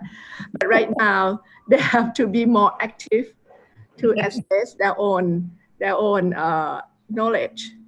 However, we have to be sure that they really learn during this time. And I think the prep class that Northwestern mentioned is what we would like to do with our students many years back. But right now it become more active, I think, because of the COVID and because of this readiness of the online teaching. So I would like to thank Chris, since because we are, like May said, we are quite ready to adjust ourselves during since March. Yeah, and we can share. We also share this with the other school of our faculty also. I think the most challenge one is about examination, online examination. Yeah, for learning no problem, but how about to be sure that the online examination is what I know what is no. Maybe you understand. Okay. Yeah. Thank you very much. Those are perfect comments. I remember in 2013, 2014, 2015, when the collaboration began between Human Study and SSPO, there was an experiment was conducted to check the quality of online and blended learning graduates and the quality of graduates who came straight from school and went through face-to-face teaching. And if I remember correctly, the quality of the online graduates was slightly higher than the quality of the graduates from the face-to-face school leavers program. And that piece of scientific work provided the evidence which killed all the arguments about blended learning. And it was really worthwhile. So I would like to propose that the schools who are here today, we get together and we figure out our performance indicators, and then we're able to record and manage and look at the quality of our students from the 2020 cohort, 21 cohort, 22 cohort, 23 cohort, and see if we can demonstrate to the rest of the world that we have achieved our educational goals satisfactorily, and then monitor the quality of students going forward. I have no idea how to do that, but there are people around this table who have master's degrees in education and learning. So perhaps that is a side project for us all to do. Would there be support for a proposal like that?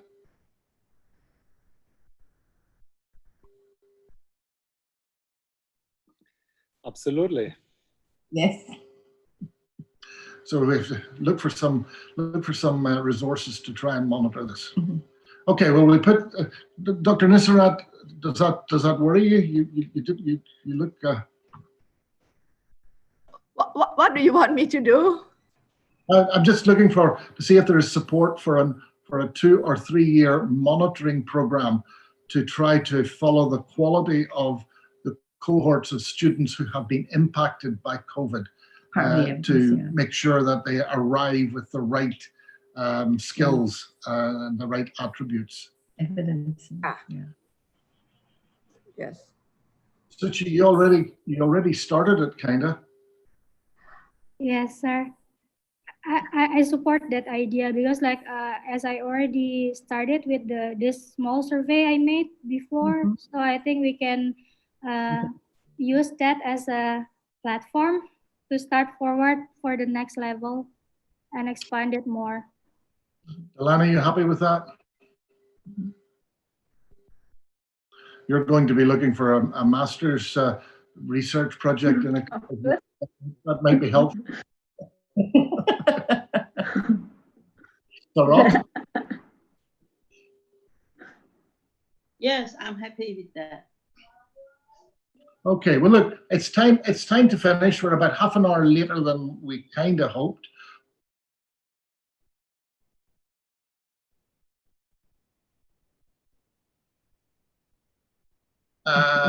Pirsa is, I think ISPO should consider modification in the standard. The experience of COVID-19 provides good insights into what ISPO should do further in order to support P&O education. We don't know what would be happening again in the future. We may experience another impact from an unexpected please, yeah. Yeah. I think there is not much appetite for changing the standard. Everybody kind of answered that one by saying we need to adapt so we can meet the standard. Show of hands if you agree. Yeah, that's that way. Okay, that answers that one. The other question is, I do see that even universities in Cambodia, Ministry of Education and Youth, for the developments It will establish a server which students are able to use without internet connection. Okay, that's interesting. That the Minister of Education in Cambodia is also looking at blended learning. Very interesting, very interesting. Okay, the immediate need for resources. Suchi, if you need resources, please talk to me offline. That applies to the other schools. There may be some international funding for cameras and paying for your Zoom call. It may be faster to go for international money than to spend 1 year in the bureaucracy. That might be possible. And apart from that, I think we're at the end. I would strongly encourage you that each of you speak to your staff, ask them to go to the Facebook page and watch this entire presentation. Number one, it will inspire them. Number two, it will prove that they are not alone. Number three, it will prove that COVID is turning out to be a blessing and not a curse. In fact, if it hadn't been for COVID, we would never have thought about having a meeting like this. It cost nothing. It just cost our time. No pollution, no international travel. If we tried to make a meeting like this in the region, it would have cost $20,000–25,000 US to bring everyone together, and the outcome maybe would be less. So, Suchi, would you like to close? This was your idea, did we achieve your objectives? Yes, sir. Like, thank you for supporting this idea. Like, at first, like this idea came out like from the SSPO telehealth, and then like I brought this idea to the Southeast Asia PO schools, and then supported by Mr. Carson. So I'm very thankful for all participations, like Chris from Human Study, like now see you in live. Sorry, like for like I'm not like really into Foley here because like I'm also in my national board meeting here in Indonesia. So I'm really sorry, like if like I have like slow response or something, like I'm so sorry. Thank you for everyone who come here, like Acan Nisarat, Sawadika. Okay, I think like I have learned so many things like from each schools, like, and which was what my intention. And I believe it's not only me who learned from this kind of meeting. I'm sure all of us have learned so many things, and I hope, as you said, like I second that this should arrange again regularly, like as what has been said by Chris also and everyone here. So thank you so much. I think it's just like the end of this session, I think. So maybe I should get back to the moderator. He's been helpful like in the last minute. Like actually he was not the moderator, right? Thank you, Mr. Carson. A pleasure. Oh, no. Okay. Time for breakfast, and also to give breakfast to my horses. Just the beginning, everybody. This is just the beginning. It's an exciting time. Stay safe, everyone. Stay safe. God bless. Bye. Bye.